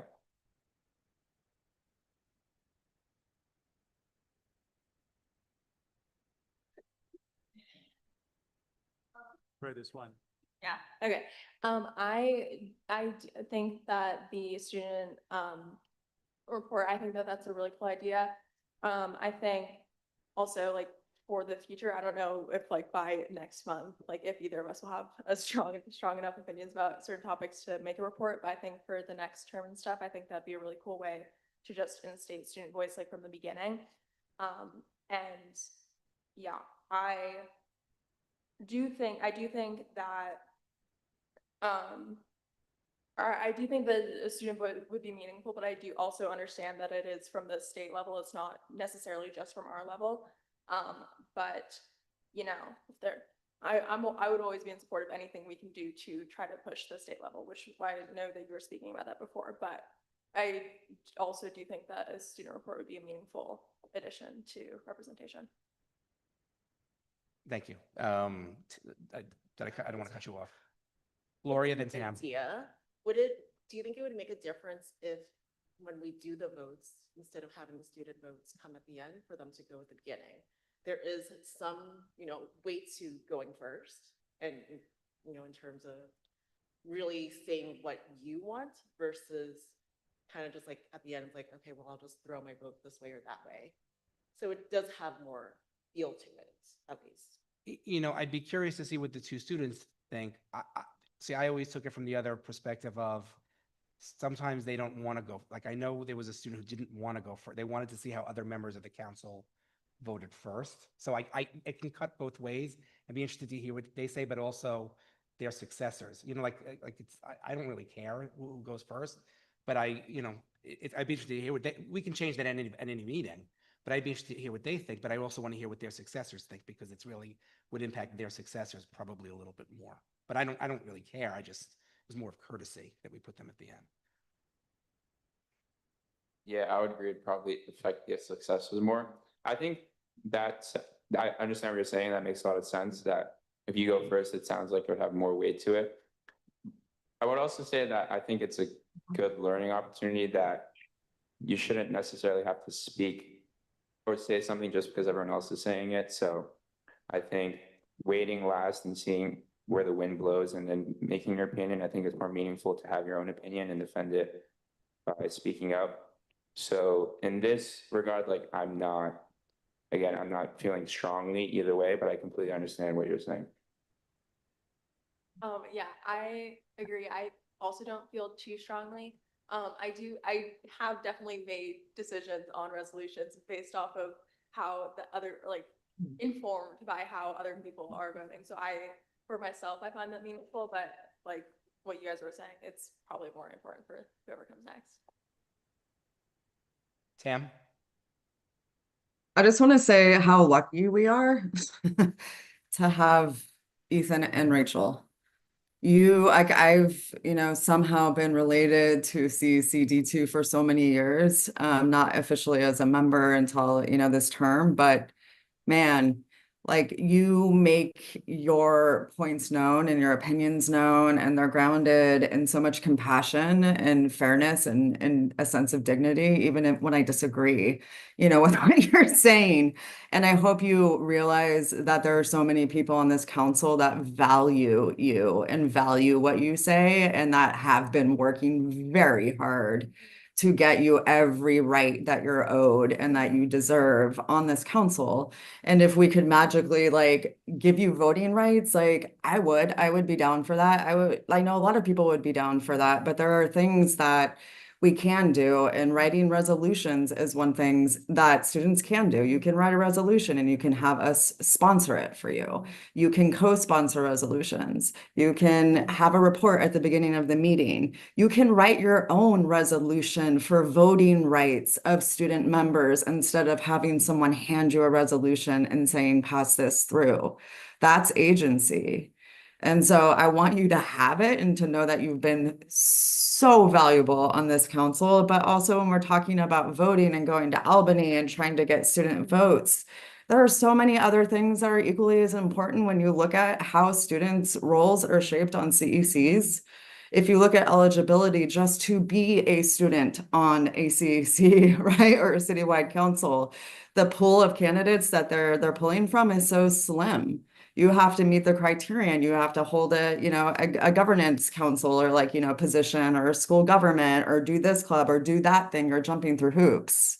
And it really puts off a lot of students who have to work after school, like I know you guys both do, but who have other responsibilities, who don't have the, that line. And we have a lot of vacancies, you guys, across the city where our student members' voices should be. So we're very fortunate that we have you two. And I'm gonna miss hearing your voices. But please know that I would co-sponsor or help you write or do anything if you wanted to put together a resolution or anything else to bring to Albany, or if you want to go to Albany, or if you just want any help. I think a lot of us would. So I hope you know that. Yeah, just to amplify, and then I'll get back to you, Ethan. Two things. Number one, I believe CEC2 and maybe CCHS are the only two CECs in the city that have their full complement of student reps, I think. CEC3 might. I know they have one, but they might have two. So to Tam's point, in terms of relaxing the requirements, because it is somewhat restrictive as to who can apply, I think that's very good. I also want to amplify or agree with Tam's comment about the two of you being wonderful. I will tell you, I'm in a lot of, I think all of us are probably in a lot of chat groups with other parent leaders, and I can tell you, the two of you have been mentioned many, many times in our chat groups. You have been the subject of our chat groups of how wonderful both of you are. So I just want to say that we've had you. And we'll do all this next meeting, and that's why I asked the two of you if you're going to be here next month. We will do I'm not going to do a whole retrospective video of the two of you with like the Bar Mitzvah videos that they do. I'm not going to do that, but we'll talk more next month about your successes here. But you are both wonderful. Ethan, you want to say something? I just wanted to ask, do you guys want to go home or hear what I have to say? Because I'm fine with anything. I just want to hear what you have to say. We have 2 more minutes. I just want to say thank you so much. I think it's always going to be meeting in the middle. Like I'm talking about our successors, because I think obviously the council has to be welcoming, and I think they have been very welcoming. You guys have all been very welcoming, so I thank you so much for that. And I've never felt left out or excluded. But then again, it's important to understand that it's a lot of students' first time doing this. It's my first time doing this as well, probably for Rachel. I know in the beginning I was scared to speak up. So that's something that you guys can't really control, that sometimes the students will have to grow into it and meet their responsibility. But I just want to let you guys know that you don't need to stress out, because I think you guys are doing a great job. So yeah. Thank you. I just want to know, does this mean that you'll finally call me Craig and not Mr. Slutskin? Every meeting, Yeah, I tell you, do not call me Mr. Slutskin. I do not like being called Mr. Slutskin by anybody, so, for obvious reasons. I Mr. Slutskin. Yeah, please, no. It's my grandfather. I'm with my father. Okay, well, any other comments or any other ones? Oh, are we generally okay with our proposals? Okay. Okay, I don't think we need to take a vote. Okay, thank you for that. Anything else? Okay, we'll see you next month. Thank you, everybody. Thank you, everybody at home. Thanks for staying on. Thank you. But I'll answer this fine. And I wrote down the time Tam arrived for. Yeah, he'll go with that.